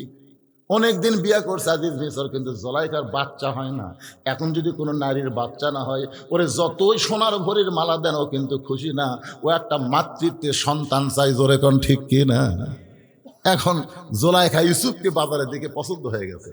ইউসুফের কাছে যায় বলতে, এই সন্তান আমি নিব, এই সন্তান আমি নিব। এই কথা যেই কইছে, তখন বণিকের সর্দার চিন্তা করতেছে, মেয়ে মানুষ যখন পছন্দ করছে, আর দাম আছে। আপনারা বউলিয়া যদি মার্কেটত যান, 400 টাকার শাড়ি 4000 টাকা চাইবে। তাহলে বউলিয়া যদি মার্কেট করবার যান, দোকানদার কিন্তু আপনাকে ডাকবি না, আপা না হয় খালা, না হয় ম্যাডাম, দেখেন শাড়ি। তখন এটা তো আমার পছন্দ হচ্ছে। তখন বলতেছে একজন 4500 কয়ে গেছে, কিন্তু আপনাকে আমাদের অত্যন্ত ভালো লাগছে, আপনি 4000 দেন। স্বামী ওট মোট কামলায় 400 টাকা। বউ কই দেখো আমি 4000 দিবার পারবো না ভাই, আমি 3500 দেবো। স্বামী কয় তুমি নিলে 4000 দিত, আমার জন্য 500 কম আছে। ওটার দাম হলো 400, নিল কত? এই যে পাখি জামা এক সময় 500 জামা 5000 হয়ে গেছিল, শুধু নারীদের পছন্দ হওয়ার কারণে। জোলাইখা যেই মাত্র বলেছে এত সুন্দর সন্তান আমি নিবার চাই, এমন সময় বণিকের সর্দার বলতেছে 1,00,000 স্বর্ণ মুদ্রা দেওয়া লাগবে। আজিজ মিসর সম্ভব না। জুলাইখা বলতেছে সন্তান দিবার পারবা না, আবার একটা নিবার চাই, তাও কিনে দিবার চাও না। 1,00,000 স্বর্ণ মুদ্রা দিয়ে ওই জুলাইখা ইউসুফকে কিনে নিয়ে লালন পালন করতেছে। মাগরিবের 3 রাকাত কেমনে পাইলাম বলার জন্য খুব তড়িঘড়ি করতেছি ভাই। জুলাইখা লালন পালন করতে করতে এক সময় ইউসুফ বালেগ হয়ে গেছে। পুরুষ মানুষ যখন বালেগ হয়, আপনার বলেন তো তার চিনার উপায় আছে না নাই? বুঝতে পারেন আপনারা? একটা পুরুষ মানুষের বড় হওয়ার চিহ্ন হলো মোজ গজান, দাড়ি গজান। কিন্তু আমাদের গুলার দাড়ি মোজ ওঠেই না, মানে উঠবার সাথে ফেলুন জায়গায় সমান করে দেয়। হায় হায় রে, এই যে দেখেন আপনার চেহারার মধ্যে মরদ নাই, পুরুষ নাই। এক মেয়ে আমারে কয়, হুজুর আমার স্বামী এত সুন্দর, স্বামী খেলে বাহিরে গেলে মেয়েরা খালি তাকায় থাকে হুজুর, আমার স্বামীর দিকে কোনো মেয়ে যেন না তাকায়, কোনো দোয়া নেই, কোনো আমল আছে কিনা? আমি বললাম মা একটা আমল আছে, তোমার স্বামী চাচা বানাও। যেই করছি চাচা বানাবার মেয়ে বুঝবার, হুজুর আপনি একটা আলেম হয়ে এরকম কথা কেমনে বলেন? স্বামী করে এই তোকে আমি চাচা কবার করছি, তোকে চাচা বানাবার করছি রে, বানা, চাচা বানা। হাত পাও ধরে যেভাবেই হোক ওর দাড়িটা রাখার ব্যবস্থা কর। ওই স্বামীর হাত পাও ধরে এখন দাড়ি 4 আঙ্গুল হয়ে গেছে। ওই স্বামীগুলো বাহিরে গেছে, একটা মেয়ে ওর স্বামীর দিকে তাকায় না। ভুল করে কেউ দিকে তাকায়, সালাম দেখে, চাচা কেমন আছেন। এখন বইয়ের সামনে স্বামী যদি কেউ চাচা কয়, বইয়ের কিছু মনে হবে? আমাকে মোবাইল করে বলতে যে হুজুর এই দাড়ি রাখার কারণে আমার স্বামীর দিকে আর কেউ তাকায় না হুজুর, যদি কেউ তাকায় চাচা কয়, আমার এতই ভালো লাগে। স্বামী যদি চাচা কয়, শয়তান মাঝখানে ধোকা দিবার পারে না। বলে কোন কথা ঠিক না? পুরুষ মানুষ চিনার উপায় হলো দাড়ি মোছ, কিন্তু এইটা হবারই দেয় না। যে হয় হওয়ার আগে একটু উঠতি লোক লাড়ে দেখে ওরে বাবা খরখর করে আবার দেখ কামেলে আসে। বউয়ের এতই বিরক্ত লাগছে, বউ কেবল কামে স্বামী বাড়ি যাচ্ছে, বউ স্বামীর হাত ধরে বলতেছে একটা জিনিস আপনাকে দেখাবার চাই। বলে কি জিনিস? ড্রেসিং টেবিলের সামনে যা বলতেছে, দেখেন আপনিও তো হামুতে, আমারও দাড়ি মোছ নাই, আপনারও নাই। কিছুক্ষণ পরে বউ বলতেছে আল্লাহ যদি আমার দাড়ি মোছ দিত। স্বামী কয় এই পাইনি, মেয়ে মানুষের কোনোদিন দাড়ি মোছ হয়? বউ কয় এই পাগল, মরদ মানুষ কোনোদিন দাড়ি মোছ চাচা হয়? কি কথা কন না? আপনি মরদ মানুষ, আপনার চেহারা দিকে বোঝার উপায় নাই, এত চাষেন কেবারে মন খারাপ করতেছেন। ইউসুফ নবী বালেগ হয়ে গেছে, জুলাইখা বুঝবার পারছে যে ইউসুফ নবী বালক হয়েছে, দাড়ি মোছ উঠতেছে। এমন সময় জুলাইখার ভিতরে মিন শাররিল ওয়াসওয়াসিল খান্নাস, ভিতরের খান্নাস বলতেছে জুলাইখা ইউসুফ তোর কে হয়? জুলাইখা বলতেছে ইউসুফ আমার সন্তান হয়। কোন দিক দিয়ে? শয়তান বুঝাচ্ছে। তোর আজিজ মিসর বুড়া হয়ে গেছে, এমন টাটকা একটা যুবক পাইতে বুড়ার কথা কি মনে রাখা যায়? শয়তান অস্ত্র দেওয়ার কারণে জুলাইখাকে যে ইউসুফের গায়ে হাত দিয়েছে, ইউসুফ বলতেছে জায়েজ নাই, জায়েজ নাই। কারণ একজন আল্লাহর নবী, কুল্লু নবিয়্যুন মাসুমাইন, প্রত্যেকটা নবীকে আল্লাহ মাসুম বানাইছে। জোরে করুন সুবহানাল্লাহ। এতদিন জুলাইখা হাত দিছে, গোসল করায় দিছে, কিন্তু ইউসুফ কিছুই বলে নাই। কিন্তু আজকে যেই মাত্র হাত দিছে, হাতের একটা গরম ভাব পায় বলতেছে জায়েজ নাই। জুলাইখা মনে মনে চিন্তা করে সোজা আঙ্গুলে যদি ঘি না ওঠে, আঙ্গুল বেঁকা করা লাগবে, হাঙ্কি পাঙ্কি। কিরে হাঙ্কি পাঙ্কির কথা জানেন না? আঙ্গুল বেঁকা করে ঘি তোলা লাগবে, হাঙ্কি পাঙ্কি চলবে না। 10টা দরজা বন্ধ করে তালা দিয়ে জুলাইখা ইউসুফকে অন্তর্মহলে নিয়ে গিয়ে বলে ইউসুফ সমস্ত দরজায় তালা মারছি, এখন আমার মনের বাসনা পুরো করতে চাই। এই বলে জুলাইখা যখন গায়ের কাপড় খুলতেছে, সঙ্গে সঙ্গে ইউসুফ বলতেছে ইন্নী আখাফুল্লাহ, আমি আল্লাহকে ভয় করি, তোমার দিকে তাকাবার পারলাম না। জুলাইখা বলে ইউসুফ রে, এখানে তুমি আর আমি ছাড়া কেউ নাই। ইউসুফ বলতে জুলাইখা কেউ না দেখলেও আমার আল্লাহ দেখতে পায়। এই বলে ইউসুফ যখন দৌড় মারতেছে, এমন সময় জুলাইখা পিছন দিক থেকে বলে ইউসুফ দৌড়ে কোনো লাভ নাই, প্রত্যেক দরজায় তালা মারছি, ওই তালার চাবি আছে আমার হাতে। ইউসুফ নবী বলতেছেন ওমাইয়া তাওয়াক্কাল আলাল্লাহি ফাহুয়া হাসবুহু, আমি তাওয়াক্কুল করলাম কার উপর? চাবি ছাড়া তালাগুলো যখন খুলে যায়। এখানে 10 নম্বর গেড়ে যখন ইউসুফ নবী, জুলাইখা রাগ করে সে এমনভাবে খামচে ধরছে পিছনের জামা, ইউসুফ যেন পলাবার না পারে। যার কলিজায় আল্লাহর ভয়, তার কি জামার কোনো মহব্বত হয়? আল্লাহর নবী ইউসুফ যখন পালায় গেছে, এমন সময় জুলাইখা দেখলো এত কিছু করার পরে যখন পারা গেল না, চুলগুলো উস্কো খুশকি করে রাজ দরবারে গিয়ে জুলাইখা কাঁদতেছে আর বলতেছে, ইউসুফ আমার সর্বনাশ করছে, আমি এত লালন পালন করলাম বাচ্চা হিসাবে, আর সেই ছেলেটা আমার ইজ্জত নষ্ট করবার চাই। আমি যেমন করি হোক আমার ইজ্জত বাঁচাইছি, কিন্তু ইজ্জত বাঁচাইলে কি হবে, আমি ইউসুফের বিচার চাই। সে আমাকে ধর্ষণ করবার চাইছিল, আমি বহু কষ্টে আমার নিজের ইজ্জত বাঁচাইছি। প্রধান বিচারপতি বলতে, জুলাইখা অবশ্যই ইউসুফের বিচার হবে। অভিযোগ করেছে তদন্ত ছাড়াই, প্রধান বিচারপতি বললেন বিচার হবে। এখন কি করবেন? পরের দিন ইউসুফকে ধরে আনা হয়েছে রাজ দরবারে, বিশাল একটা ফাঁকা ময়দানে, হাজার হাজার মানুষ দেখ পারাইছে। জুলাইখা তাকে লালন পালন করলো, আর সেই ইউসুফ জুলাইখার চরিত্র নষ্ট করবার চাই। এই নিমক হারাম কে রে? সবাই দেখ পারাইছে, সবাই নবীর দিকে তাকায় দেখে এত সুন্দর একজন মানুষ কোনোদিন কাউকে ধর্ষণ করতে চায়? যতই তোমরা বলো আল্লামা সাঈদী ধর্ষক, আল্লামা সাঈদী নারী নির্যাতন করেছে, আল্লামা সাঈদী মানুষের বাড়ি পুড়ে দিছে, তোমরা যতই বলো, আল্লামা সাঈদীর চেহারা যারা একবার দেখেছে অন্তরের নজর দিয়ে মহব্বত করে, তারা কখনোই হাসিনার কথা বিশ্বাস করবে না। ধরে কোন কথা ঠিক কি না? বিশ্বাস করবি? অথচ সবাই তাকায় দেখতেছে, এই সুন্দর মানুষ, হায় হায় রে কি সুন্দর রে। আর এই কাল কি জুলাইখার ইজ্জত নষ্ট করবার গেছে। প্রধান বিচার বলে, সব যেই তোমাকে সন্তানের মতো লালন পালন করলো, তুমি তাকে ধর্ষণ করবার চাও, এত বড় নিমক হারাম তুমি কেন হলে? সবাই যখন তাকায় ইউসুফের দিকে, এমন সময় একটা ছোট্ট বাচ্চা মায়ের কোল থেকে চিল্লায় বলে, কে রে? তোমরা কার বিচার করতেছো? শুধু বিচার করলে হবে না, তদন্ত করে বিচার করো। সমস্ত লোক মাথা খারাপ করে বলতেছে, কে রে? কে কয়? তখন মা বিচারকের কাছে বলতেছে, আমার বাচ্চা স্তনে দুগ্ধ পান করে, আমার বাচ্চা কথা কবার বলে পারে, এটা তো আমি মা হয়েও জানি না। তখন বাচ্চাকে সামনে হাজির করে বলা হলো, কি তদন্ত করা লাগবে? বাচ্চার জবান থেকে আসতেছে, যদি ইউসুফ দোষী হয় তাহলে জুলাইখাকে যখন ইউসুফ নবী চাপায় ধরবার যাবে, জুলাইখা বাঁচার জন্য ইউসুফের জামার সামনের দিকে ছিঁড়ে যাবে। আর যদি জুলাইখা দোষী হয় তাহলে ইউসুফ পলাবার যাবে, ইউসুফের পিছনের জামা জুলাইখা ছিঁড়ে দিবে। এখন তোমরা তদন্ত করে দেখো তো জামার কোন দিকে ছিঁড়া। সবাই ইউসুফের দিকে তাকায় দেখে সামনে সামনে ছিঁড়া তো দূরের কথা, একটা ময়লাও পর্যন্ত লাগেনি, তার মানে ইউসুফ ধরবার যায়নি। কিন্তু পিছনে তাকায় দেখে পাঞ্জাবি ছেঁড়া। সমস্ত বিচারক বুঝবার পারছে ইউসুফ তুমি নির্দোষী, জুলাইখাই দোষী। সমস্ত বিচারক কিন্তু তদন্ত করে বুঝবার পারছে ইউসুফ তুমি নির্দোষী, জুলাইখাই দোষী, কিন্তু আমরা জবান খুলবার পারতেছি না, আমরা হাসিনার চাপে পড়েছি।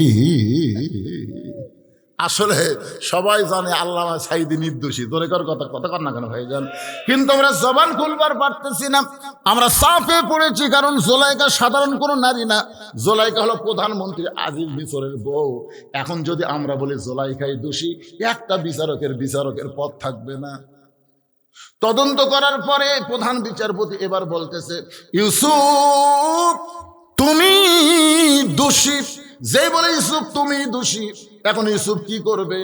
চোখের পানি নিয়ে কাঁদতেছে আর বলতেছে, বিনা দোষে দোষী হইয়া আল্লাহ ইউসুফ গেল জেলখানা, আল্লাহ উপায় বলো না, জনম দুঃখী কপাল পোড়া নবী ইউসুফ একজনা।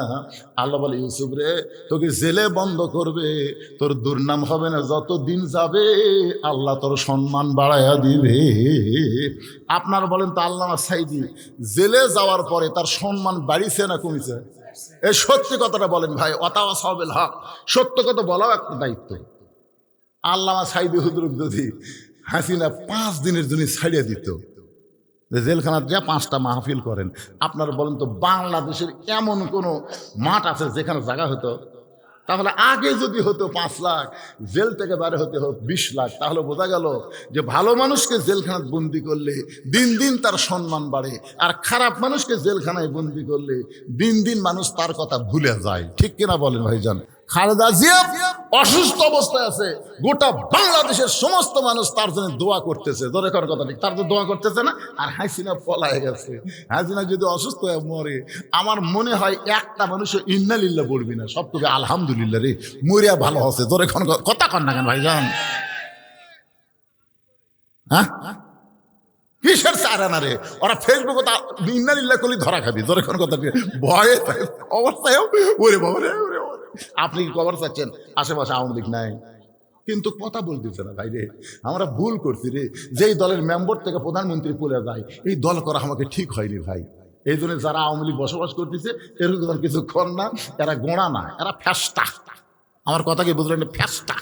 এদের বিরুদ্ধে যাওয়ার দরকার নেই, ওরা আমাকে ভাই, ওদেরকে নিয়েই আমরা সামনে যাবার চাই। রাজি আছেন সবাই? কিন্তু যেই শালারা পলিয়ে গেছে মনে করবে এরা হচ্ছে গোড়া। আমার কথা কি বুঝতে পারতেছেন? এরা হলো ঘোড়া। আর যারা আছে এদের সাথে মিলেমিশে আমরা থাকতে চাই। আল্লাহ আমাদের সবাইকে, যে কোনো দল করি না কেন, আমরা মিলেমিশে থাকতে চাই। আল্লাহ কবুল করুক, জোরে কোন আমিন। যেটা বলতেছি তাহলে বেগম খালেদা জিয়া কি এমন করেছে যার কারণে সবাই তার জন্য দোয়া করতেছে? আপনারা বলেন তো, বেগম খালেদা জিয়া কোনোদিন কোনো আলেমের বিরুদ্ধে কোনো কথা কইছে? কোন আলেমকে কোনো সময় গ্রেপ্তার করছে? কোন আলেমকে কোনোদিন অসম্মান করছে?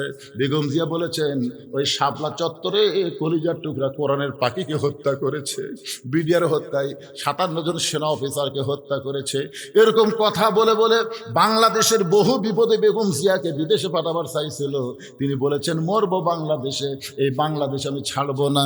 প্রত্যেকটা বাংলার জনগণ কলিজার মধ্যে রক্তক্ষরণ হচ্ছে, চোখের পানি নিয়ে তার জন্য দোয়া করতেছে। আগামী নির্বাচনে যদি খালেদা জিয়া না থাকে তাহলে আমাদের না জানি কি হয়। সবাই বলবো আল্লাহ তাআলা আবার যেন তাকে সুস্থ করে আমাদের মাঝে ফিরে আনেন। সকলে বলে আমিন। আরো জোরে বল আল্লাহুম্মা আমিন। এক সময় ইউসুফকে আল্লাহ তাআলা মিশরের প্রধানমন্ত্রী বানিয়ে দিছে। সুবহানাল্লাহ কন্যা কেন? বহু ঘটনা, এক ঘটনা করলে রাত থাকবি না। কিন্তু এখন আমি সংক্ষেপে 3 রাকাত মাগরিবের নামাজ বলার জন্য বলতে হয়ে যায়। তো যখন প্রধানমন্ত্রী হচ্ছে তখন ওই 10 জন, কোন 10 জন? ওই 10 জন ভাই যারা কুয়ার মধ্যে ফেলে দিছে, ওরাই গেছে। ওরাই সামনে যা বলতেছে, যাবো না, আমাদের বাড়ি হলো কেনান দেশে, আমাদের বাবার নাম হলো ইয়াকুব নবী, আমরা বড় অভাবে আপনার কাছে আইছি, আপনি মেহেরবানি করে পিছনে ওঠে গে রে, এই সময় ওঠার সময় কি একটা বিপদ রে বারে। বিরক্ত হচ্ছেন আপনার? বিরক্ত হচ্ছেন? আমার আজকের এই ওয়াজ এই এলাকার শেষ ওয়াজ, বুঝতেছেন না? আমি তো প্রত্যেকটা জায়গায় আপনার খেয়াল করে দেখবেন 1 ঘন্টা 50 মিনিট, খুব বেশি হলে 2 ঘন্টা ওয়াজ করি। আজকে ঘড়ির দিকে তাকিয়ে দেখেন 2 ঘন্টা অটোমেটিক পার হয়ে গেছে। কারণ আজকের ওয়াজ হলো এই বছরে আমার এই এলাকাতে আর কোনো ওয়াজ নেই। আমার কথা বুঝলেন না আপনার ভাইজান? তাহলে আগামী বছর পর্যন্ত বাঁচার কোনো গ্যারান্টি আছে? তাহলে আমি কষ্ট করে যদি আপনাদের একটু বেশি শোনাই, আপনাকে শুনতে আপত্তি আছে? তাহলে উঠে নিতে পারে।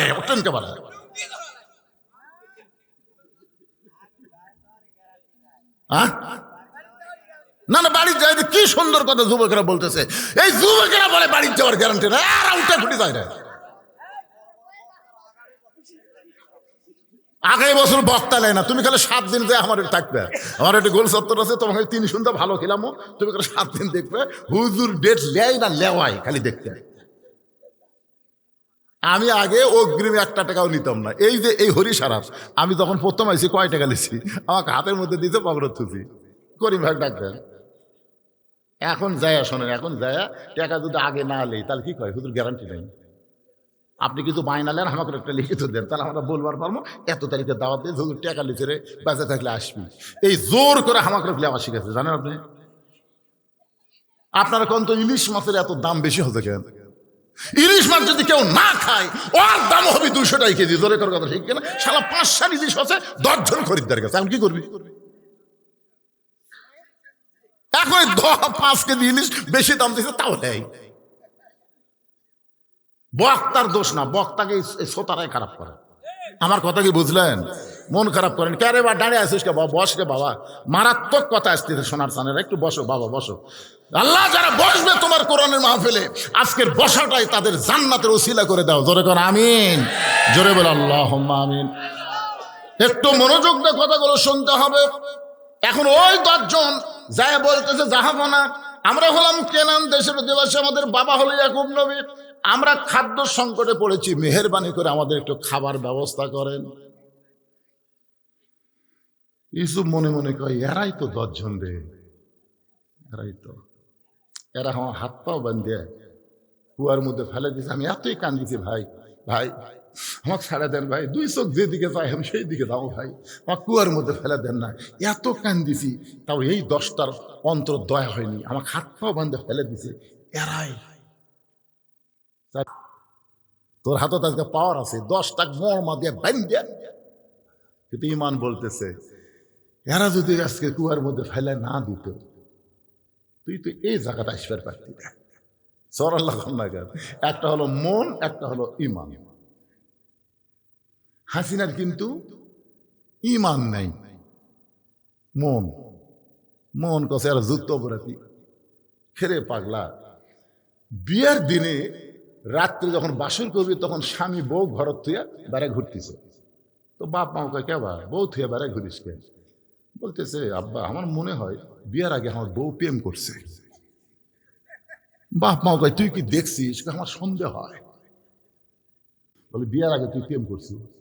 হায় হায়, 71 সালে বিয়ের আগে প্রেম করছি, আর সেটা 13 সালত এসে ধরা বলো। কেন বিয়ের আগে প্রেম করছি, বিয়ের দিনই তালাক দেন, এত বছর পরে কেন? এরা যুদ্ধ অপরাধী, যুদ্ধের বছরে এদেরকে সাইজ করো, এত বছর সংসার করে বাচ্চা কাচ্চা লিয়ে লাতিলুৎকুর হয়ে এখন কয় কি? এরা যদি যুদ্ধের দিন দোষ না করতো তাহলে বাংলাদেশ হতো, আর বাংলাদেশ না হলে তুই প্রধানমন্ত্রী কেমনে হলি? তাহলে এদের কারণেই তো কিছু পাওয়া গেছে। এরাই 10 ভাই যদি আমাকে কুয়ার মধ্যে ফেলে না দিত তাহলে আজকে আমি এই জায়গায় বসতে পারতাম না। ইমান বলতেছে মাফ করে দে। ওই 10 ভাইকে খাবার দিয়ে বললেন তোমাদেরকে আরো একটা ভাই আছে, তোমাদেরকে আর কোনো ভাই নাই? বলে আমাদের আর একটা ভাই আছে, নাম হলো বনিয়ামিন, সবসময় বাবার দেখাশোনা করে, আমরা 10 জন আইছি কিন্তু বনিয়ামিন আসে নাই। ইউসুফ বলতেছে তোমাদেরকে আর কোনো ভাই নাই? বলে আমাদের তো আর কোনো ভাই নাই, তবে একটা ভাই ছিল বাঘে খাসে। ইউসুফ মনে মনে কয় এত বছর পরে এরা মিথ্যা কথা বলতিছে। আসলে 30 লক্ষ শহীদ হয়নি, 2 লক্ষ মা বোনের ইজ্জত যায়নি, এটা সম্পূর্ণ ভুয়া কথা। 30 লক্ষ না, হিসাব করে দেখেন। আচ্ছা 30 লক্ষ যদি হয় 68,000 গ্রামে, প্রতি গ্রামে কয়টা করে পড়া লাগবে? এ কথা কন না কেন? একটা হিসাব নাই। আপনাদের এই গোপীনাথপুরে যুদ্ধের সময় কয়জন মানুষ মরছে? এ কথা কন না কেন? কয়জন মরছে? এই সালারা 30 লাখ করে ঘুর থাকে রে। শেখ মুজিবুর খবর চাইছিল 3 লাখ, পিছন থেকে একজন কয় না স্যার 30। 3 বেড়ায় গেল। মিথ্যা, মিথ্যা, সম্পূর্ণ গুজব। এত বছর পরেও মিথ্যা কথা। ইউসুফকে বাঘে খাইছে, আপনারা বলেন যে ইউসুফের বাঘে খাইছে? ইউসুফ বলতেছে তোমরা মিথ্যা কথা বলতেছো, হাত পা বান্ধে কুয়ার মধ্যে কাক ফেলে দিছে। 10 জন কয় দৌড়া রে, দৌড়া দৌড়া, দৌড়ান লাগবে না, আমি সেই মাল। বহু বছর পরে ইউসুফ নবীর সঙ্গে ইয়াকুব নবীর যখন দেখা হলো, ইউসুফের ওই জামা চোখে লাগানো, চোখের অন্ধত্ব দূর হয়ে গেল। বাবা আর ছেলে মিলে শুকরিয়া তান 3 রাকাত নামাজ পড়ে। আল্লাহ ডাকতে বলে হাবিব। ইয়াকুব যখন ইউসুফকে ফিরে পায়, ওই যে আল্লাহর শুকরিয়া তার নামাজ পড়ে 3 রাকাত, ওই নামাজ আমার এতই ভালো লাগছে, উম্মতে মুহাম্মাদের জন্য, আপনার উম্মতের জন্য মাগরিবের 3 রাকাত হিসেবে দিয়ে দিলাম। আপনার উম্মতেরা মাগরিবের 3 রাকাত জামাতের সঙ্গে যখন আদায় করবে, ইয়াকুব ইউসুফ নবীর সম পরিমাণ সওয়াব আল্লাহ দান করে দিবে। লিল্লাহে তাকবীর। সমস্ত সাহাবীরা বলতেছে রাসূলুল্লাহ মাগরিবের 3 রাকাত নামাজ জামাত আদায় করলে 2টা নবীর সম পরিমাণ সওয়াব যদি পাওয়া যায় জীবন চলে যাবে, কিন্তু মাগরিবের নামাজ কোনোদিন আমরা বাদ দেব না। ওগো আল্লাহর নবী, এখন এশার 4 রাকাত ফরজ পড়লে আমাদের লাভটা কি? সব খারাপ হয়ে গেছে শোনার জন্য। সুবহানাল্লাহ। এখন এশার 4 রাকাত নামাজ আদায় করলে কি লাভ হবে? নবী বলবেন, আমিও বলবো। এরপরে কুরবানি, তারপরে উম্মে সালমান ঘটনা। যদি কইতে গেলে 10, 15, 20 মিনিট লাগে। আপনাদের কোনো আপত্তি আছে ভাই? তবে আপনাদের কাছে এই যে ইফতেদায়ী মাদ্রাসা, হরিশরী ইফতেদায়ী মাদ্রাসার জন্য একটু ব্যাগ যাবে, রুমাল যাবে। আল্লাহর হস্তে যদি আপনারা কিছু পারেন, এই মাদ্রাসায় দান করা লাগবে। 10, 20, 50, 100, 500 যিনি যা পারবেন আল্লাহর হস্তে একটু দান করবেন। করবেন না ভাই? দান করবেন না? আমি কিন্তু ওয়াজে উঠেই আদায় শুরু করিনি, 2.25 ঘন্টা পার করে দিয়েছে। এরপর আপনাদের কাছে একটু হাত বাড়ালাম এই মাদ্রাসার জন্য। ব্যাগলারা কোথায় রে? ব্যাগলারা এরাও মনে করতেছে আজকে আদায় হুজুর করবি না, ফজর পর্যন্ত ওয়াজ করবি। ফেরে ভাই পিছনে যারা দাঁড়িয়ে আছে, আর কি হরিশারার লোক নাকি রে? তোমরা একটা হাত পাতো, তো চাদর পাতো, পাতাও, আল্লাহ রসনা পাতাও। এরা না থাকলে তোমরা আদায় করে দাও। একজনও উঠবেন না। 10, 20, 50, 100 টাকা যিনি যা পারবেন আল্লাহর হস্তে এই মাদ্রাসায় দান করবেন। কিয়ামত পর্যন্ত এই মাদ্রাসা জারি থাক, চালু থাক। যাদের বাপ মা কবরে গেছে, বাপ মা রুহের মাগফিরাতে এই মাদ্রাসায় একটা কোরআন শরীফ দান করবেন। একটা কোরআন শরীফ মাত্র 200 টাকা। আপনি 200 টাকা দিবেন, নবীর মাদ্রাসায় একটা কোরআন দানের সওয়াব আল্লাহ আপনার আমল নামায় দিবে। এরকম কোন আল্লাহর বান্দা আছে? হুজুর আমি খুশি হয়ে এই মাদ্রাসায় একটা কোরআন শরীফ বাবু 200 টাকা দিলাম, আমি 2টা কোরআন দেবো 400, 3টা কোরআন দেবো 600। এরকম যদি কোন আল্লাহর বান্দা থাকেন, কে দিল এটা? আজকের মাহফিলের সম্মানিত প্রধান অতিথির একটা দান হলো। একেবারে এই প্রধান অতিথি এটা একটা দান হলো, 3000 টাকা একটা সাইজ হলো।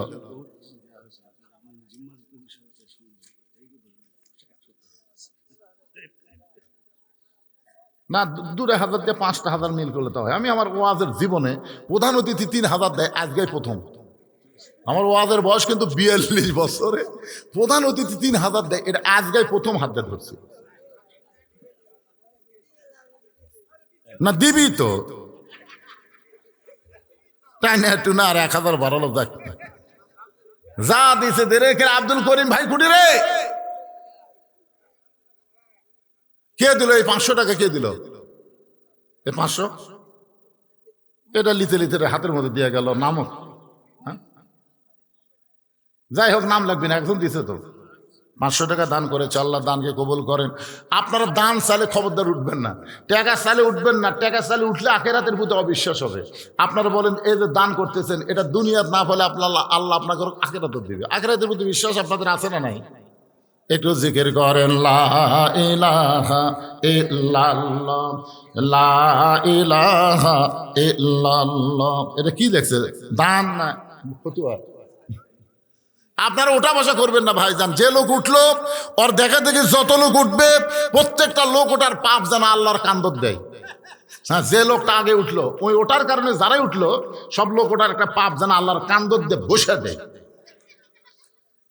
সালাম নিবেন, আসসালামু আলাইকুম হুজুর, আমি আপনার কাছে একটা ফতুয়া চাই। আমার বন্ধু বান্ধবী দুইজনকে পছন্দ করে।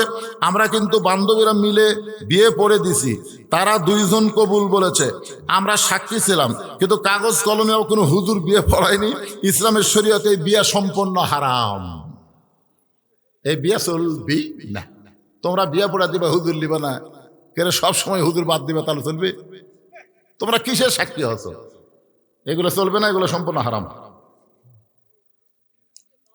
আসলে পালিয়ে বিয়ে করা, বাপ মা বাদ দিয়ে বিয়ে করা, হুজুর ছাড়া বিয়ে করা, এই বিয়ে কবুল হবে কথা কোন? এই বিয়ে কবুল হবে না, এটা শরীয়তে সম্পূর্ণ হারাম বিয়া। যাক, আপনারা হয়তো আগে আদায় করছেন, আদায়ের দরকারই ছিল না। আমি কি করে যে মাহফিল ভাঙ্গা দিলাম, আহারে কষ্ট লাগতেছে। 2-4 দিন উঠে চলে যাচ্ছে। একেবারে গামছালা ব্যাগ আলাদা কুটিরে দেখাও জানে হাতত করে টাকা দিচ্ছে, আমার হাতত করে দিচ্ছে। আবার কি টাকা তোলা সাইদরা।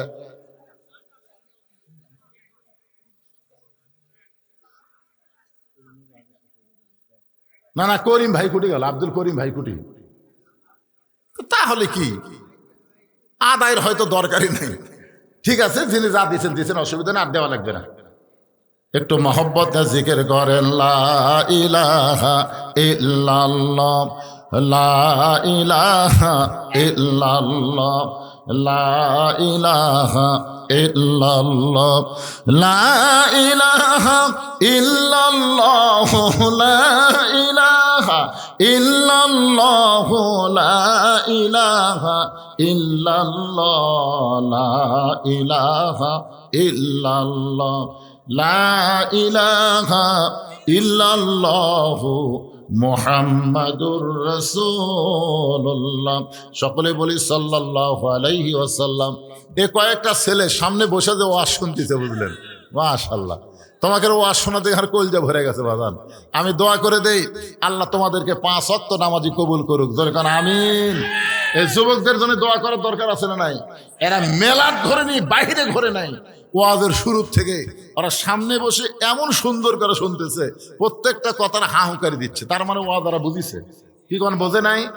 এখন এশার 1 ওয়াক্ত নামাজ বাকি আছে। আমার মা বোনের যারা পর্দার অন্তরালে একটু মনোযোগ দেন। মা উম্মে সালমা বললেন, ওগো আল্লাহর নবী, আমার 3টা শর্তের মধ্যে 1 নম্বর শর্ত হলো আমার আগে একটা বিয়ে হয়েছিল, আপনার সঙ্গে যখন আমার বিয়ে হবে, ওগো আল্লাহর নবী, আল্লাহ যখন আমাকে জান্নাত দেবে, আপনি তো জান্নাতের সর্দার, আর আমার স্বামী সাহাবী হওয়ার কারণে তাকেও আল্লাহ জান্নাত দেবে। আমার 1 নম্বর শর্ত হলো হাসরের ময়দানে যখন আল্লাহ বলবেন, উম্মে সালমা, তোমার 2 স্বামী জান্নাতি, আগের স্বামীও জান্নাতি, পরের নবী তো জান্নাতের সর্দার, তুমি কাকে স্বামী হিসেবে জান্নাতে থাকতে চাও? আমি কিন্তু আপনার কথা বলবো, আপনি কিন্তু জান্নাতে আমাকে বউ হিসাবে গ্রহণ করা লাগবে। শুধু দুনিয়াতে করলে হবে না, জান্নাতেও করা লাগবে। আমার হলো 1 নম্বর শর্ত। ওগো আল্লাহর নবী, আমি উম্মে সালমার 2 নম্বর শর্ত হলো মাঝে মধ্যে আপনার সংসারে যাওয়ার পথে আমার আগেকার স্বামীর কথা মনে হতে পারে। আমি যদি গল্পে গল্পে আগেকার স্বামীর কথা বলি, আপনার কিন্তু মনে কষ্ট নেওয়া চলবে না। রাসূল বলতেছে, উম্মে সালমা, তোমার 3 নম্বর শর্ত কি? উম্মে সালমা বলে, আমার 3 নম্বর শর্ত হলো আগের স্বামীর পক্ষে আমার একটা মেয়ে আছে, আমি যখন আপনার ঘরে যাব, ওই মেয়েকে আপনার সন্তান হিসাবে গ্রহণ করা লাগবে। রাসূল বলে, উম্মে সালমা, তোমার 3টা শর্ত পুরা করে আমি নবী তোমাকে বিবাহ করতে রাজি হয়ে গেলাম। এখন আপনাদের প্রশ্ন হলো, উম্মে সালমার মধ্যে আল্লাহ নবী এমন কি দেখলো যেটা দেখার জন্য শর্ত পুরা করে হলো তাকে বিয়ে করতে চায়? নবী এমন কিছু দেখে নাই। নবীর একজন সাহাবী ছিল আবু সালমা, যিনি হিজরত করে নবীর সঙ্গে মক্কা থেকে মদিনায় ছিলেন, কিন্তু উম্মে সালমার বাপ মা তখন মদিনায় আসতে দেয় নাই। আবু সালমা মদিনায় থাকতে থাকতে একসময় অসুস্থ হয়ে গেলেন। ওই অসুস্থ অবস্থায় নবীকে বলেন, ওগো নবী, একসময় আমার উম্মে সালমা সন্তানকে নিয়ে মদিনায় হয়তো আসতে পারে। হুজুর, যখন আমার বউ আসবে মদিনায়, তখন আমি তো দুনিয়াতে থাকবো না, আমি দুনিয়া থেকে চলে যাব পরে। আমাকে ওয়াদা দেন, আমার বউকে আপনি আশ্রয়ে বিবি হিসাবে গ্রহণ করবেন। রাসূল বলে, উম্মে সালমা, তোমার স্বামী আবু সালমাকে আমি ওয়াদা দিয়েছিলাম বলে আজকে তোমাকে আমি বিবাহ এভাবে করলাম। ধরে কোন সুবহানাল্লাহ। এ 4 রাকাত ফরজ নামাজ আমাদের নবীর আগে একজন নবী দুনিয়াতে আইছিল, ওই নবীর নাম হলো ঈসা নবী। জোরে বলেন, নাম কি? ঈসা নবী কিন্তু দুনিয়া থেকে বিদায় হয়ে গেছে, তাই কিন্তু মৃত্যুবরণ করে নাই, বরং তাকে আল্লাহ উঠায় নিছে। যখন ইহুদিরা ঈসা নবীকে হত্যা করার জন্য বাড়ির চারিধারে ঘেরাও করেছিল, ওই সময় ঘরের ছাদ ফাঁকা করে আল্লাহ ঈসা নবীকে 4র্থ আসমানে নিয়ে গেলেন। ঈসা নবী বলতেছে, আল্লাহ, দুনিয়াতে মানুষ মরার জন্য যায়, কিন্তু আমার মৃত্যু দুনিয়াতে হলো না, আমার মৃত্যুকে হবে না। আল্লাহ বলে, ঈসা, কুল্লু মান আলাইহা ফানিউ ওয়া ইয়াবকা ওয়াজহু রাব্বিকা যুল জালালি ওয়াল ইকরাম। ঈসা রে, শুধু তুমি না, যে আজরাইল জান কবজ করে সে আজরাইলকেও একদিন মরতে হবে। শুধু একজন মাত্র মরবে না, তিনি হলেন আমাদের আল্লাহ। ঈসা বলতেছে, আল্লাহ, তাহলে আমার মৃত্যু কি 4র্থ আসমানে হবে? আল্লাহ বলে, ঈসা, তোমার মৃত্যু হবে আবার দুনিয়াতে। ঈসা বলে, আল্লাহ, কবে আমাকে নবী করে দুনিয়াতে পাঠাবেন? আল্লাহ বলে, ঈসা, তোমাকে নবী করে দুনিয়াতে পাঠানো হবে না, বিশ্ব নবীর উম্মত করে তোমাকে দুনিয়াতে প্রেরণ করা হবে। যেই শুনেছে বিশ্ব নবীর উম্মত করে পাঠাবে, ঈসা নবী শুকরিয়া দেন, 4 রাকাত নামাজ পড়ে যখন সালাম ফিরায়, ওই 4 রাকাত নামাজ আল্লাহর এতই পছন্দ হয়েছে, আল্লাহ বলে, হাবিব, আপনার উম্মতের খোঁজ খবরই শুনে শুকরিয়া দেন, 4 রাকাত নামাজ ঈসা নবী পড়েছে, আপনার উম্মতের জন্য এশার নামাজ হিসেবে দিয়ে দিলাম। আপনার উম্মতেরা এশার 4 রাকাত ফরজ যখন জামাতের সঙ্গে আদায় করবে, ঈসা নবীর সমপরিমাণ সওয়াব আমি আল্লাহ দিয়া দিব। এখন আপনার বলেন তো, ফাসাল্লি লিরাব্বিকা ওয়ানহার, আল্লাহর এই নামাজ 5 ওয়াক্তের মধ্যে কোনটা বাদ দিবেন? কথা কয় না, কোনটা বাদ দিবেন? তাহলে বাদ দেওয়ার কোনো সুযোগ দুই নম্বর হচ্ছে ওয়ানহার। ওয়ানহার মানে কুরবানি। এখন গরিবেরা চিন্তা করতে যে হুজুর আমরা না হয় নামাজ পড়তে পারি, কিন্তু কুরবানি তো আমরা দেই না। তাহলে এখানে যে আল্লাহ বললো নামাজ আর কুরবানি, এই কুরবানি মানে গরু খাসি কুরবানি না, এই কুরবানি হচ্ছে আল্লাহর জন্যে। প্রয়োজন হলে নিজের জীবনকেও কুরবানি দেওয়া লাগতে পারে। ধরে কোন কথা ঠিক কিনা? ইমানের দাবি যদি কুরবানি হয়, সেই দাবি ঘরে বসে থাকা নয়। ইমানের দাবি হলো কিছু বিনিময়, সেই বিনিময় যদি কলিজার ঘাম হয়, সেই ঘাম দিতে যেন তৈরি থাকি। ওগো দয়াময় আমার আল্লাহ দয়াময়। ইমানের দাবি হলো অগ্নি শিখা, বাতিলের বিরুদ্ধে জ্বলতে শিখা। সে আগুনে জ্বলে জ্বলে দিব ইমানের পরিচয়। ইমানের দাবি কিন্তু বসে থাকা নয়। বাতিলের বিরুদ্ধে নিজের জীবনকে উৎসর্গ করার নিয়তে যেই কাজ করবেন, এটাই হলো কুরবানি। বলেন সুবহানাল্লাহ।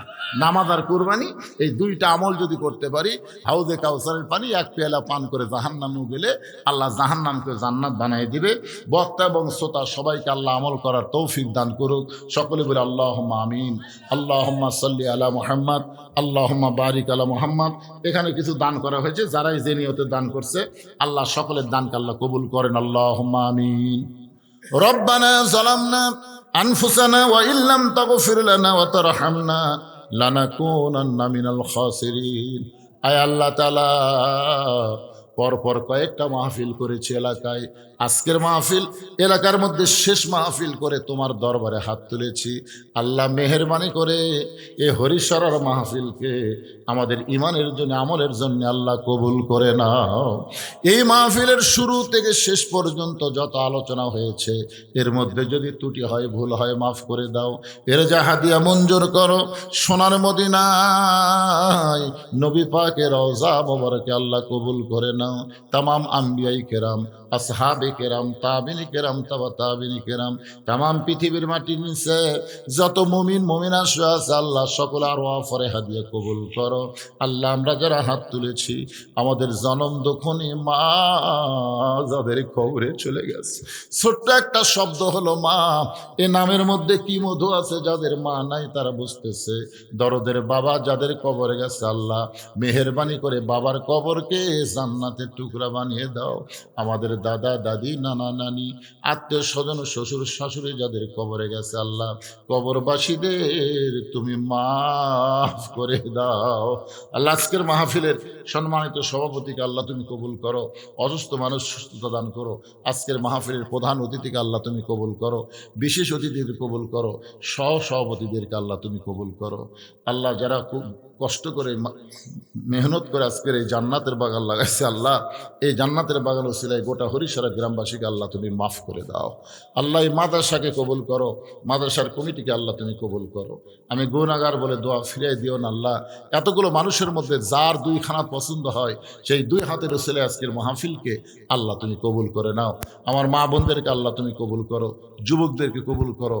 মুরব্বীদের কবুল করো। কুচিকাচা বাচ্চাদেরকে আল্লাহ তুমি কবুল করো। আল্লাহ আমি অসুস্থ, আমার মতো অসুস্থ অবস্থায় যারা হাত তুলেছে সবাইকে সুস্থতার নিয়ামত দান করে দাও। বিশেষ করে দেশ নেত্রী বেগম খালেদা জিয়া অসুস্থ অবস্থায় আছে আল্লাহ, তুমি তাকে সুস্থতার নিয়ামত দান করে দাও। আল্লাহ যিনি যে নিয়ত করে হাত তুলেছে আল্লাহ সকলের নেক নিয়ত নেক আশাকে তুমি কবুল করো। কত মানুষের জানাজার নামাজ আমরা পড়েছি, এই দুই হাত দিয়ে কত কবরে আমরা মাটি দিয়েছি। একদিন আমরা সবাই মরে যাব, সেদিন আমাদের মৃত্যু হবে। দিনটা যেন জুমার দিন হয়, মাসটা যেন রমজান মাস হয়। ইমানের সাথে ইজ্জতের সাথে এই দুনিয়া থেকে বিদায় নেওয়ার কালে আমাদের জবানে জারি করে দিও লা ইলাহা ইল্লাল্লাহু